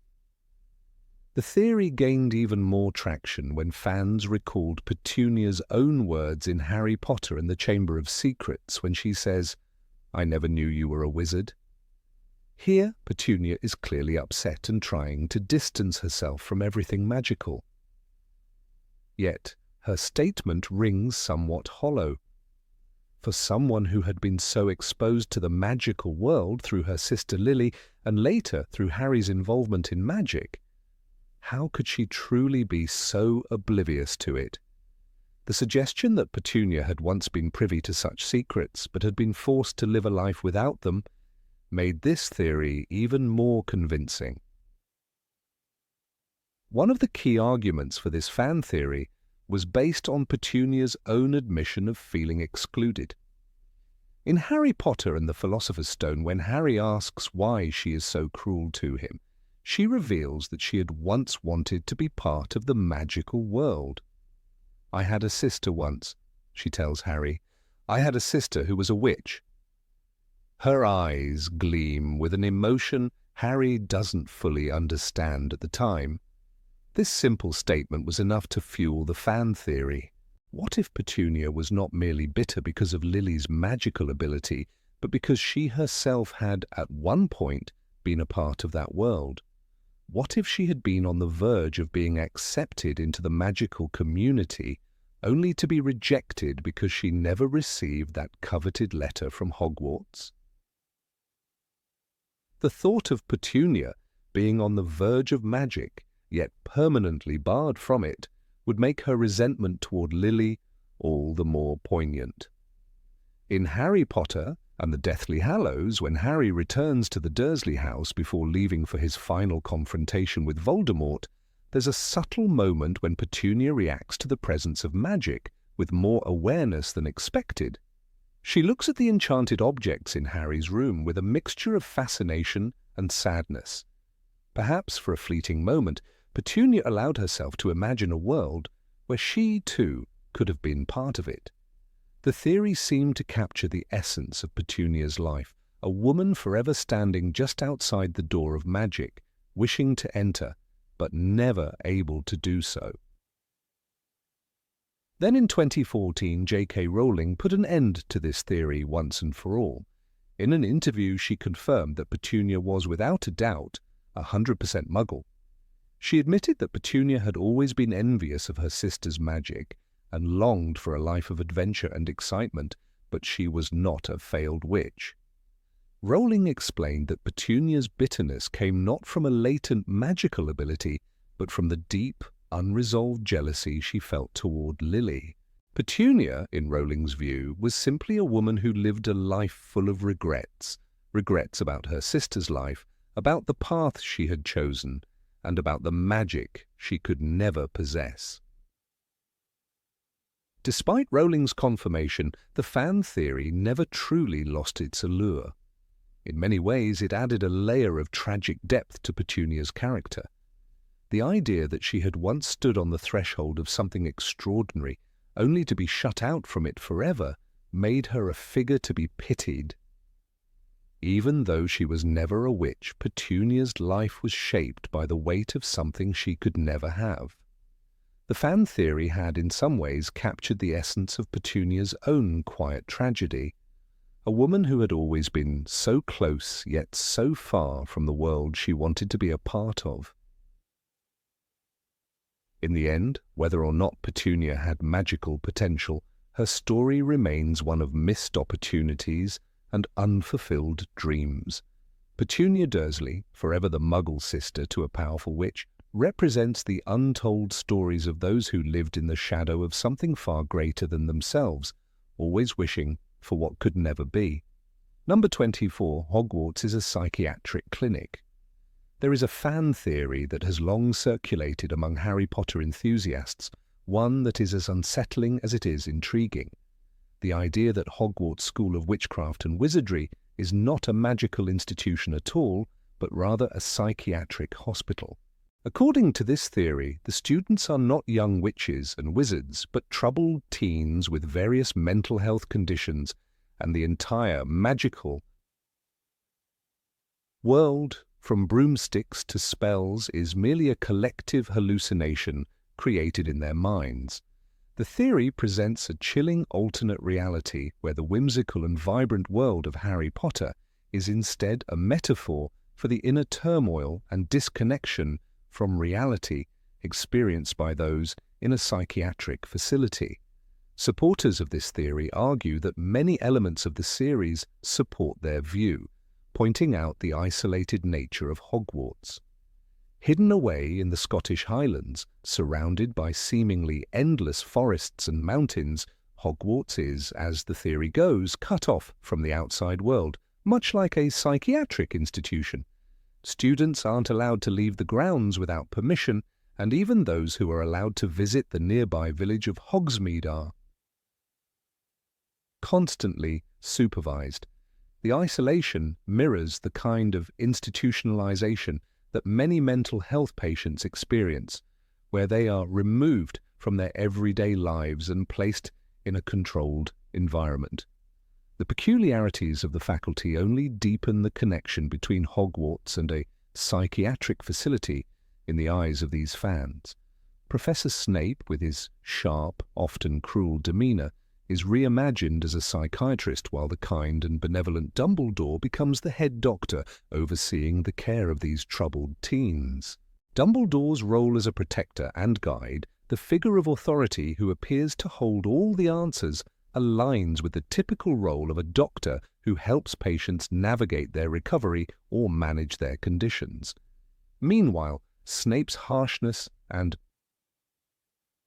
seemingly vindictive behavior fit the trope of the disillusioned, frustrated psychiatrist who may lack the empathy and patience of their more enlightened peers. Another striking element of the theory is the nature of the magic itself. In the world of Harry Potter, magic is not just a talent, it's a way of life. Yet in the context of this fan theory, magic is an escape, a coping mechanism for students who are unable to deal with their personal issues in the real world. The magical creatures flying broomsticks and spells are not part of a living, breathing world of witches and wizards, but rather products of the students' minds attempting to make sense of their emotions and situations through fantastical projections. In the same way that some individuals with mental health disorders may experience vivid hallucinations or distorted perceptions of reality, the magic of Hogwarts could be viewed as a manifestation of these students' internal struggles and desires. The fact that the majority of the world's population, the Muggles, cannot see the magic only adds to the theory's allure. The Muggles, the theory suggests, represent the outside world, the rational medical society that dismisses the students' experiences as fantasy or delusion. This could explain why the magical world remains hidden from the non-magical population, as it is not real in a traditional sense. It exists in the minds of those who attend Hogwarts, and it's only those who are ill enough to belong to this alternate reality who can see and interact with it. The magical objects, like the broomsticks, wands, and enchanted items, are simply exaggerated representations of everyday objects as imagined by these teens struggling with their mental health. What really fuels the fire of this theory is the fact that Hogwarts is home to so many students who seem to be living with emotional and psychological challenges. Take Harry Potter himself, for example. He enters Hogwarts as an orphan, having experienced unimaginable trauma at the hands of his aunt and uncle, and later with the death of his parents. He is constantly haunted by the loss of his parents and the mysterious and traumatic events surrounding Voldemort's return. Harry's mental health and personal struggles are a prominent part of his journey, and his emotional pain often manifests as anger, confusion, and a sense of isolation. He fits the profile of a troubled teen who might be placed in a psychiatric facility, struggling to cope with the loss and grief in his life.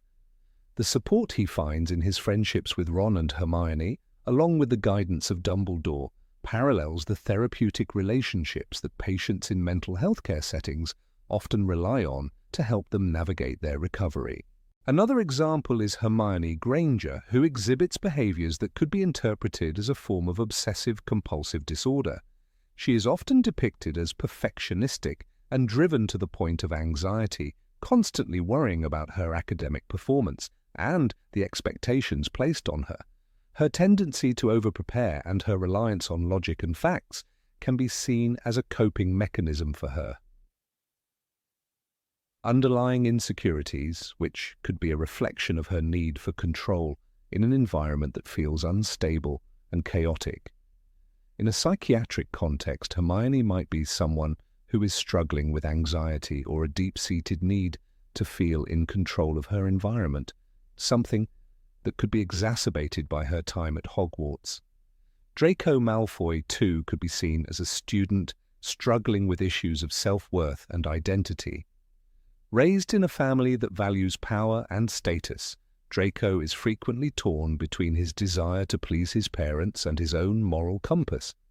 His cruelty toward Harry and his friends, particularly in the earlier books, can be seen as an external manifestation of his own internal conflict and psychological distress.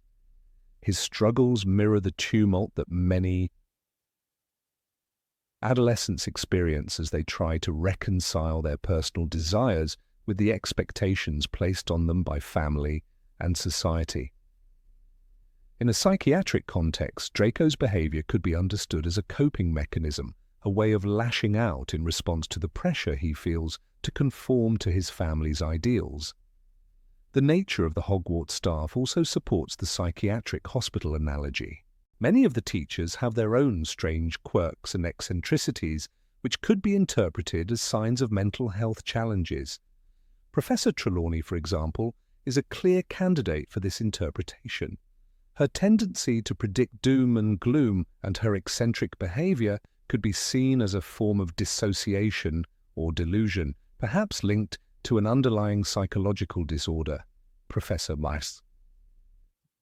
Lockhart, with his obsession with fame and self-promotion, might be seen as exhibiting traits of narcissistic personality disorder, while the emotionally distant and often cold Professor Snape could be seen as someone coping with their own unresolved trauma or repressed emotions.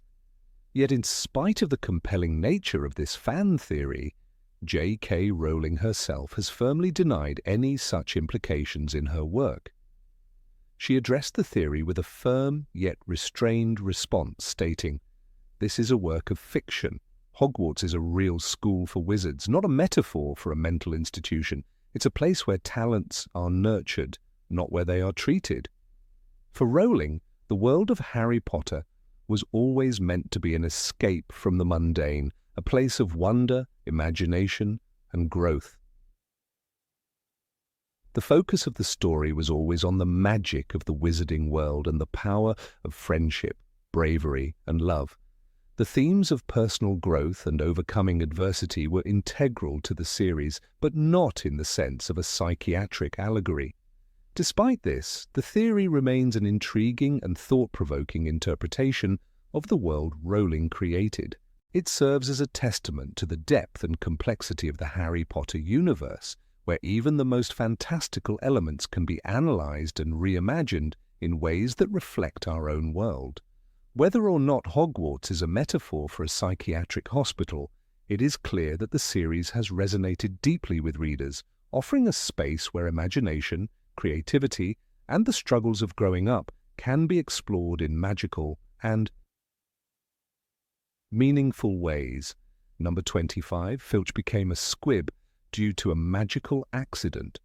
Argus Filch has always been a character that stood out in the magical world of Harry Potter, one who appeared to be, in many ways, a misfit.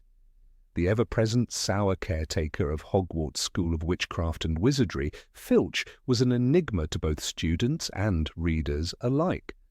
His role in the school seemed oddly disconnected from the magical world around him. As a squib, someone born into a magical family but lacking magical abilities, Filch found himself in the strange position of being surrounded by magic but unable to participate in it.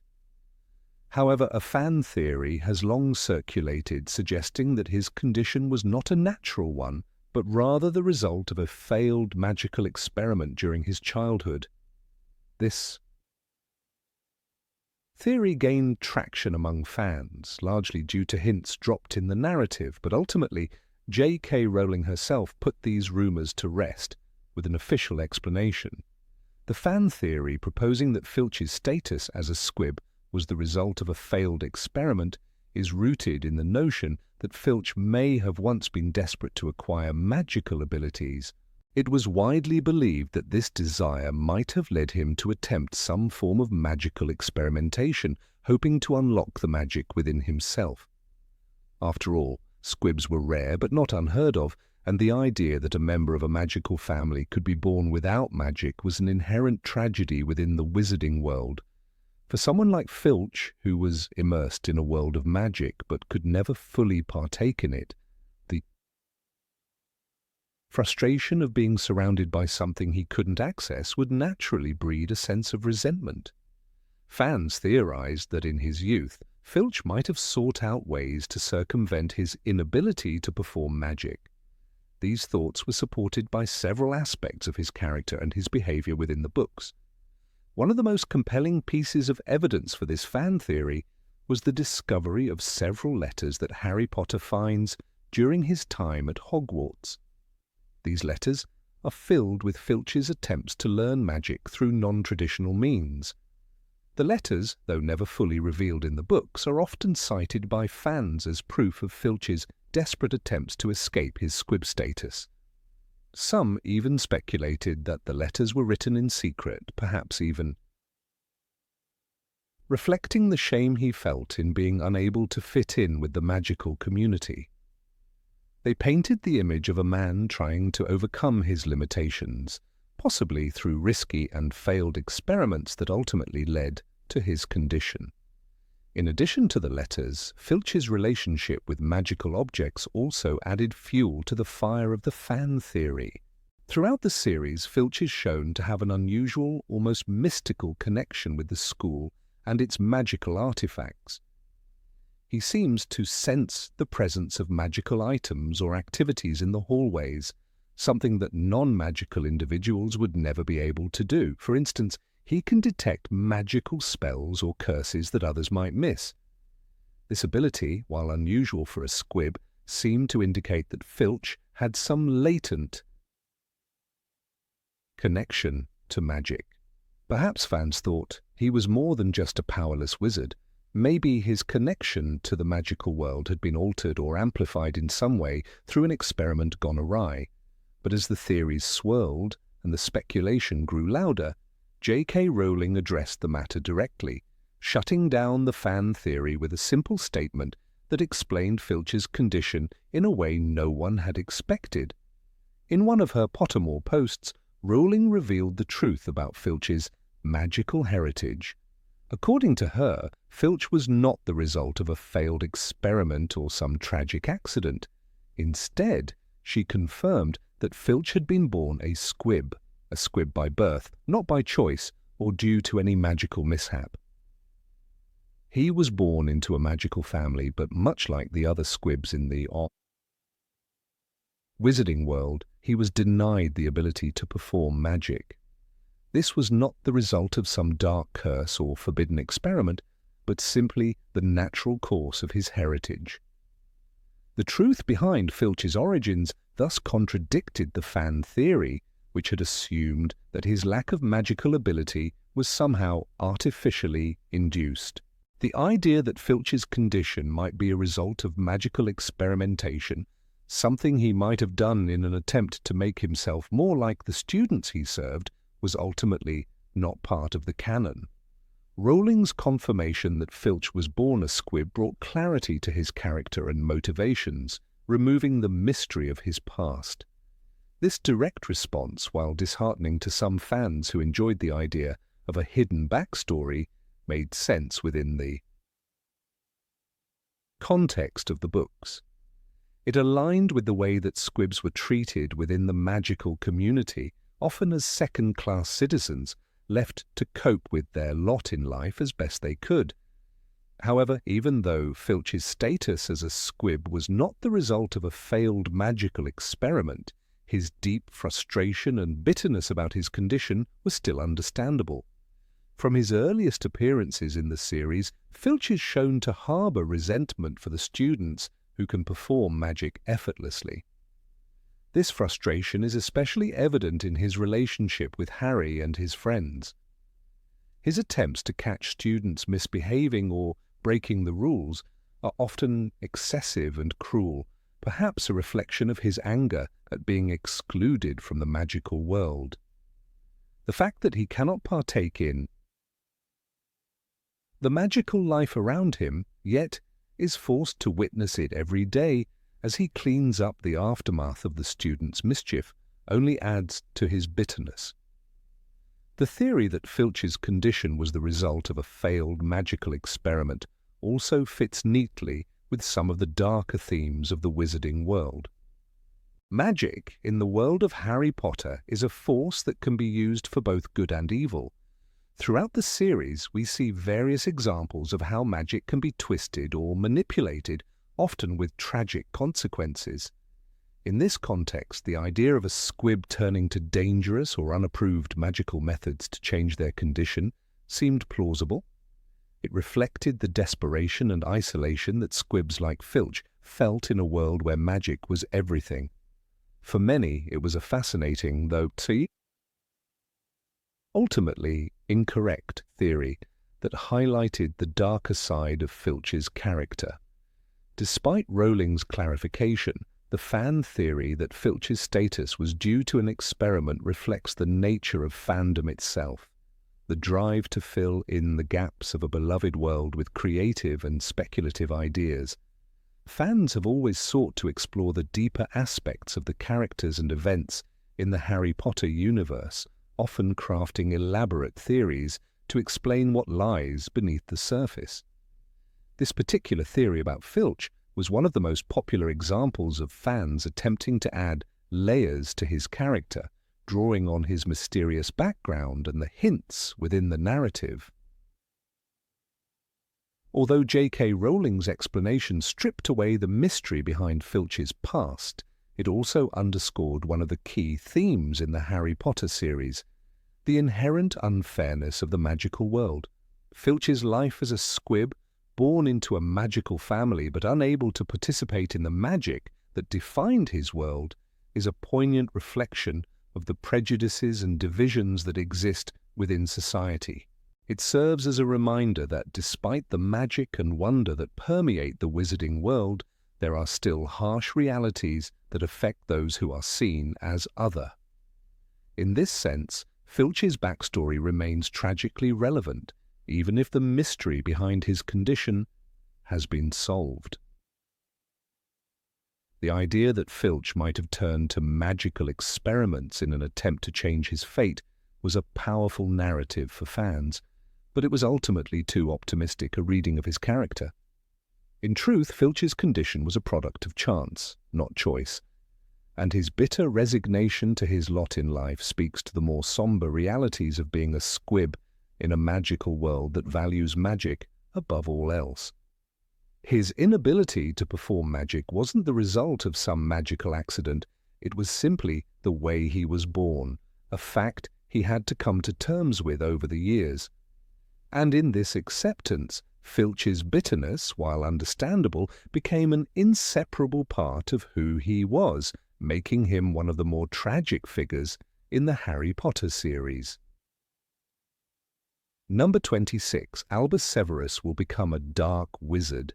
The name Albus Severus Potter is undoubtedly one of the most intriguing aspects of the epilogue in Harry Potter and the Deathly Hallows.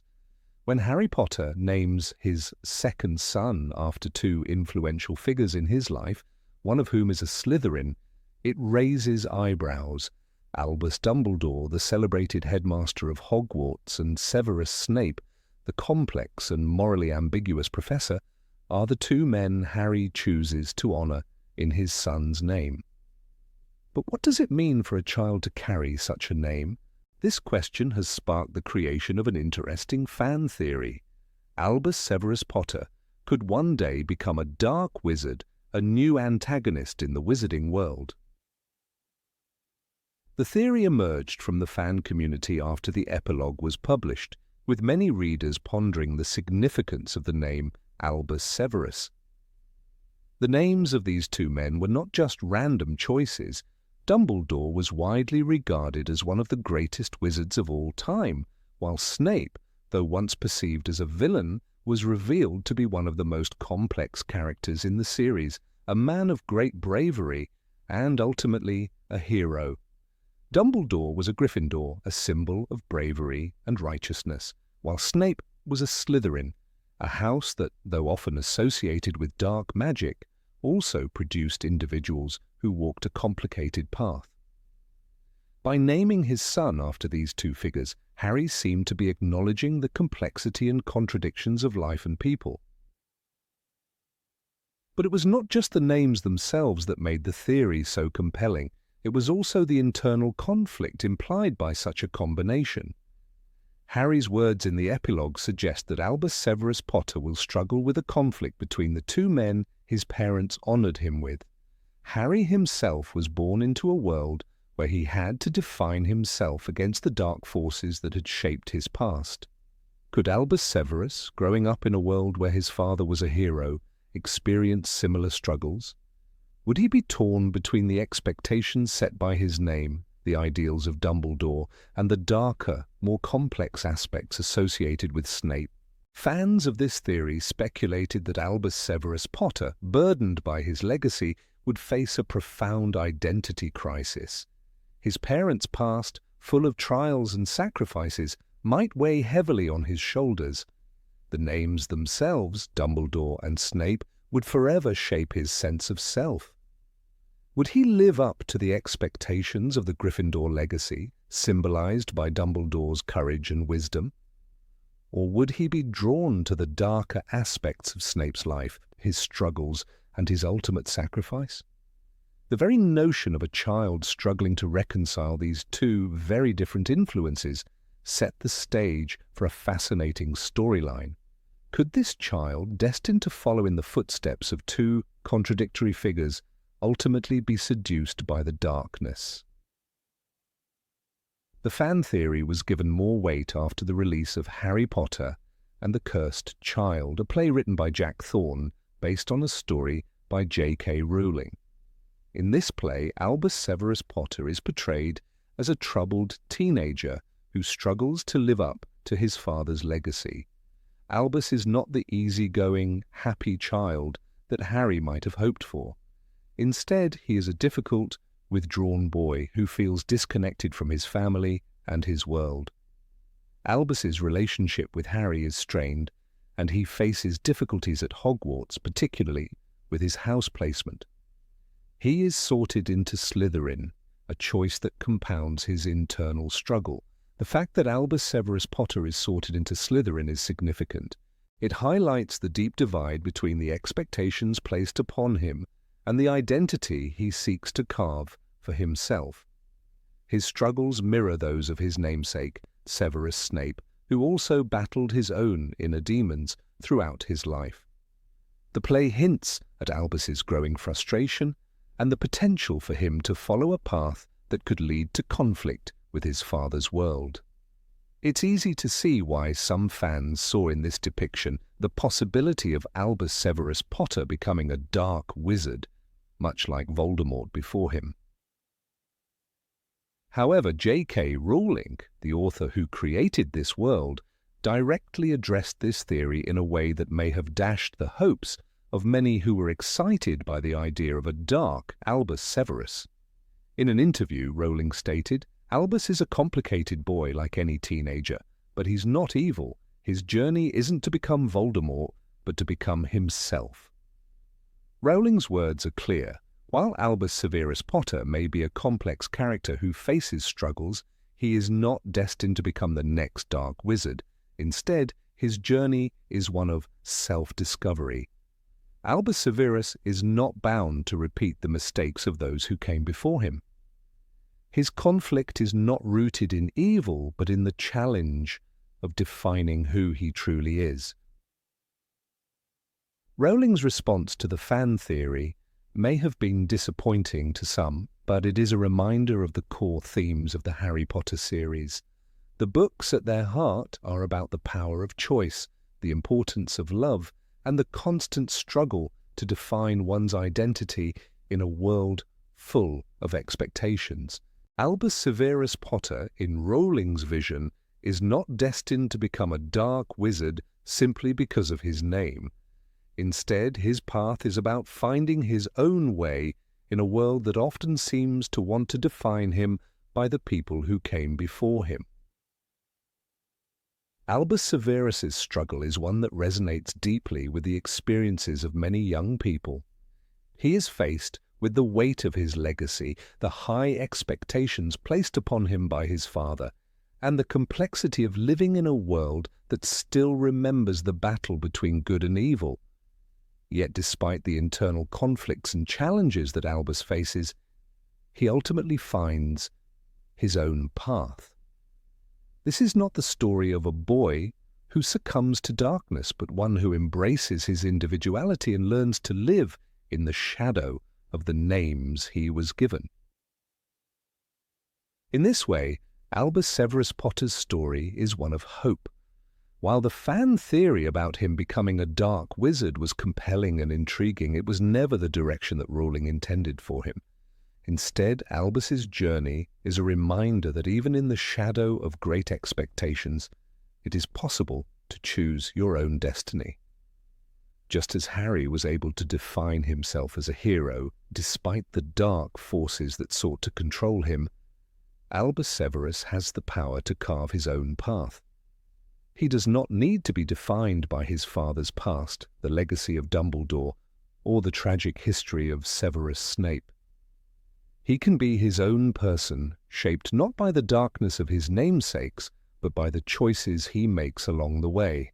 The idea of Albus Severus Potter becoming a dark wizard serves as a fascinating exploration of identity and legacy, but it ultimately misses the heart of the Harry Potter series. The power of choice, the ability to shape one's destiny, and the importance of love and loyalty are the true lessons of the story. Albus Severus may have a complicated name and a challenging path, but he is not bound to darkness. He is, as Rowling said, simply trying to be himself. And in a world where names and legacies can weigh heavily, the ability to define oneself is the greatest magic of all. Number 27. House elves are descendants of an ancient magical race. The theory that house elves are descendants of an ancient race of wizards once enslaved by their magical masters has circulated among fans of the Harry Potter series for years. At its core, this theory posits that house elves were once powerful beings, endowed with unique magical abilities.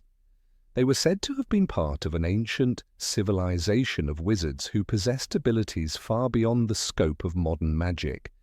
However, as time passed, these elves became slaves. Their once glorious race gradually degenerated into the small, subservient creatures seen in the wizarding world today. House elves were not merely magical servants, but were thought to be the remnants of a once proud race of wizards who had been subjugated and forced into servitude. Their magical abilities, such as their remarkable power to apparate within Hogwarts, were thought to be the vestiges of their once great civilization. The foundation of this theory lies in the enigmatic nature of the House Elves' origins. Little is known about their history, and their place in the magical world has often been overlooked. Even the most knowledgeable witches and wizards like Hermione Granger and Albus Dumbledore tend to dismiss the House Elves' potential as a distinct, magical species.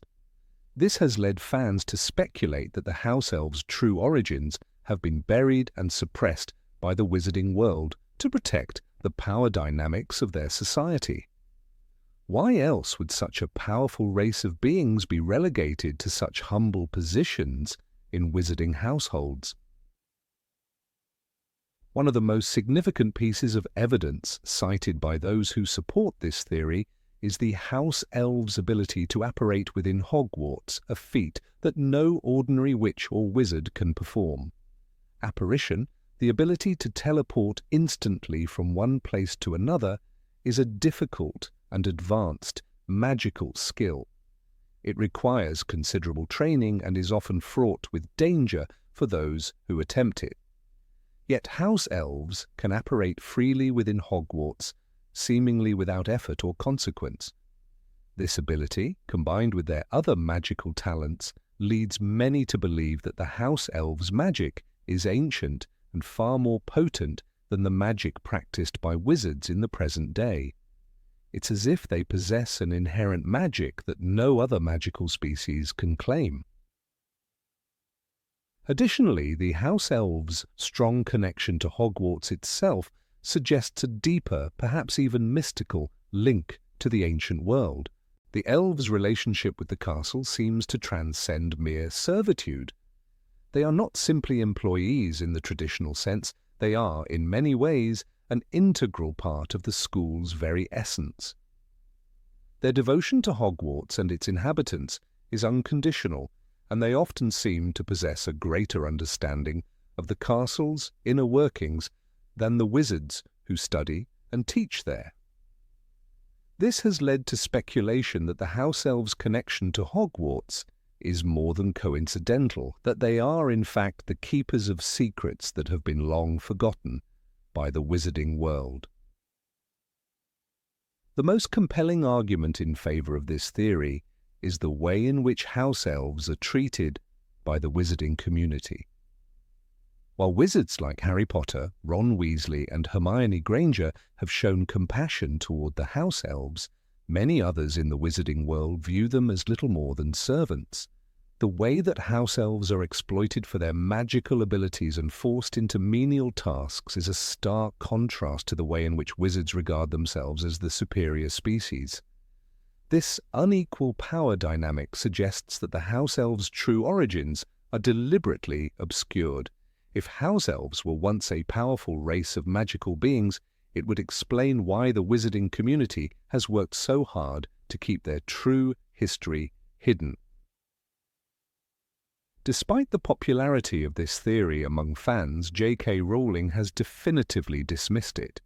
In an interview, she acknowledged that the idea was an interesting one, but ultimately not one that fit within the world of Harry Potter. According to Rowling, House Elves are a distinct magical species in their own right, and their abilities are not the result of a degradation from a once great race of wizards. Instead, their magic is different from that of wizards, and their role in the wizarding world is integral, but in a way that does not involve them being a forgotten race of enslaved beings. Rowling's dismissal of the theory was final, leaving little room for further speculation on the matter. However, even with this rejection from the author herself, the theory still holds a certain allure for many fans. It taps into the rich history and mystery of the wizarding world, offering an alternative explanation for the House Elves' existence. It also highlights the complexities of power, oppression, and history, which are recurring themes in the Harry Potter series. The idea that the House Elves' magical abilities are the remnants of an ancient race adds a layer of tragedy to their servitude, suggesting that they were once something more than the mere helpers they are often portrayed as. While Rowling may have dismissed the idea, the theory still has its place in fan culture, offering a fascinating lens through which to view the house elves' role in the series. It raises questions about how magic is passed down through generations, how history is recorded, and how powerful forces can shape the lives of those who are subjugated. The house elves, with their mysterious origins and magical abilities, are a powerful symbol of these themes, and they continue to captivate the imaginations of fans who wonder just what secrets they may hold. In the end, while Rowling's definitive answer puts an end to the specific theory of house elves as descendants of a degraded race of wizards, it does not eliminate the larger question of what makes the house elves so unique. They remain one of the most enigmatic and misunderstood magical species in the Harry Potter series. Their magic, their history, and their role in the wizarding world continue to spark curiosity and debate as fans continue to explore the untold stories of the wizarding world. Whether they are the remnants of an ancient civilization or a distinct magical species in their own right, the house elves' place in the world of Harry Potter is secure as one of the most intriguing and complex aspects of J.K. Rowling's creation. While it is tempting to imagine that the house elves were once great wizards who fell from grace, the reality is likely even more fascinating. The true story of the house elves, like so many aspects of the wizarding world, may be more complex and layered than we can even imagine. Perhaps their magic is not something that was lost or degraded, but something that has always been uniquely their own, powerful, mysterious, and beyond the understanding of the wizards they serve. Number 28. Moaning. Myrtle is a ghost of prophecy. In the world of Harry Potter, where magic intertwines with fate, the role of ghosts is often a quiet, unnoticed presence. Among them, one particular ghost stands out in a peculiar way, Moaning Myrtle. Myrtle, who haunts the girls' bathroom at Hogwarts, was seen by many fans as an intriguing candidate for a much greater purpose than merely being a moaning, crying soul. Some fans even speculated that Myrtle was more than just a tragic figure. She was, in fact, a chosen one, a future medium through which fate itself would speak, channeling prophecies or guiding the course of events in the wizarding world. This theory, though imaginative and compelling, was ultimately dismissed by J.K. Rowling herself, who pointed out that Myrtle's role was not as grand as some fans might have hoped. But the idea persists in the hearts of many, and its intricacies reveal much about how we view fate, tragedy, and destiny. Myrtle's seemingly small role in the second book, Harry Potter and the Chamber of Secrets, offers an interesting starting point for this fan theory. In that book, Harry, Ron, and Hermione first discover Myrtle's presence in the bathroom, where she is crying, as she often does. However, what stands out about Myrtle's appearance in this scene is her knowledge of the Chamber of Secrets and the events surrounding it. Despite her status as a secondary ghost, Myrtle seems unusually well informed about the dark occurrences at Hogwarts. Her interactions with Harry and his friends are tinged with an air of knowingness, as though she understands more about the events of the school than she should. This leads some fans to wonder, could Myrtle be more than just a tragic spirit? Could she be the key to some untold prophecy, a link between the physical world and the magical realm of fate? The idea becomes more interesting when we consider Myrtle's connection to Tom Riddle, a figure central to the dark history of Hogwarts. Myrtle was killed by the basilisk during its first rampage through the school, a tragic accident that left her as the ghost haunting the girls' bathroom. But what if her death had a more significant connection to the rise of Voldemort beyond mere coincidence? Fans speculated that Myrtle, as a victim of one of Voldemort's earliest acts of terror, might possess an essential role in the unfolding of the dark prophecy, perhaps as a ghost who had been so deeply involved in the Chamber of Secrets. Myrtle could one day be the one to help reveal the hidden truths of Voldemort's return. After all, ghosts in the wizarding world are not merely lost souls. They are echoes of past lives, their memories and emotions forever frozen in time. Could Myrtle's attachment to the chamber and its dark secrets make her a perfect vessel for the prophecy of Harry's defeat of Voldemort? As the story progresses, Myrtle continues to play a peculiar role in the lives of Harry and his friends. She becomes a recurring figure who, despite her constant lamentations and sadness, seems to be at the right place at the right time. In Harry Potter and the Goblet of Fire, she appears during the second task of the Triwizard Tournament. Harry, struggling to breathe underwater as he searches for his friends in the lake, finds Myrtle's bathroom as a place of solace, where she, in her typical fashion, is more than happy to offer her help. It's worth noting that Myrtle's assistance comes at a time when Harry is in great distress, and her knowledge of the magical tasks and their consequences seems uncanny. Her presence in this moment hints at something more significant, an unseen force guiding Harry when he needs it most. But the theory that Myrtle is a chosen figure who will ultimately fulfill some greater purpose is hard to shake. Fans have long wondered if Myrtle's seemingly random appearances in key moments were not just a coincidence. Could she be a figure of fate, brought back to the mortal world to carry out a mission, or to be a link to the forces that shape the wizarding world? When Harry first meets her in the Chamber of Secrets, she not only reveals secrets about the chamber, but also offers a strange kind of help. Although her assistance is indirect, it's still crucial. She points Harry in the direction of the truth, subtly guiding him toward the resolution of the mystery. Surrounding the attacks on students at Hogwarts, this, along with her strange, almost otherworldly awareness of the magical forces around her, led many to believe that Myrtle had been marked by destiny for something much larger than her life as a school ghost. J.K. Rowling, however, firmly put an end to these speculations with a clear, definitive statement about Myrtle's true role.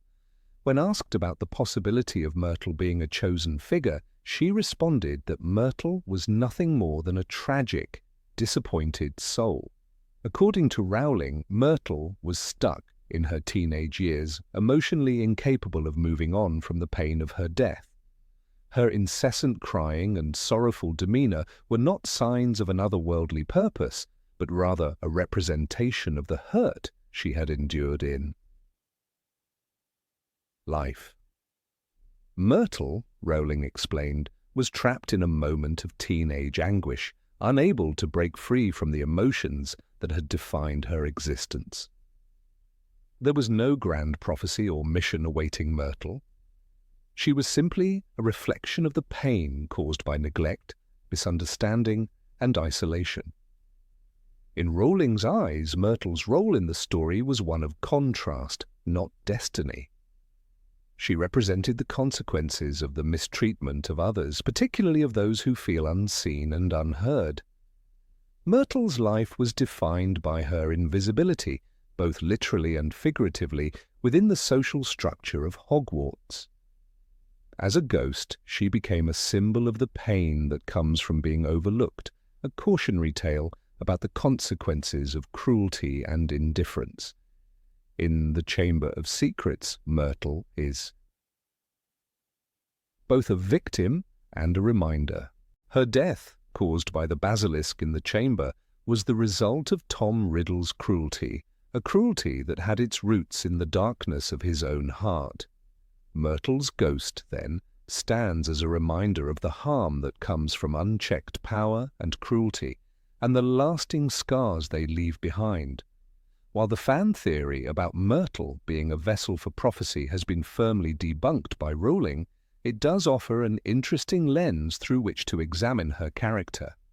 Her apparent ability to appear at crucial moments, her proximity to key events in the wizarding world, and her knowledge of the dark secrets of Hogwarts could all be interpreted as signs of her being a hidden force, an accidental player in the drama of the wizarding world. But as Rowling herself pointed out, Myrtle was not meant to be a mysterious guide or a force of fate. Instead, she serves as a quiet reminder of the consequences of neglect, the pain of being misunderstood, and the lasting effects of trauma. Ultimately, Myrtle's role in the Harry Potter series is not as a harbinger of prophecy, but as a symbol of the unresolved issues that haunt us, even after death. She may never fulfill a greater mission, but her presence in the story serves an important function. Myrtle's tragic existence, trapped in the painful emotions of her youth, underscores the importance of empathy, understanding, and the need to acknowledge the hurt that others experience. In a world full of grand prophecies and heroic destinies, Myrtle's quiet, sorrowful existence is a reminder that not every soul is marked by greatness. Some are simply destined to suffer and to linger in the shadows, waiting for someone to hear their cries.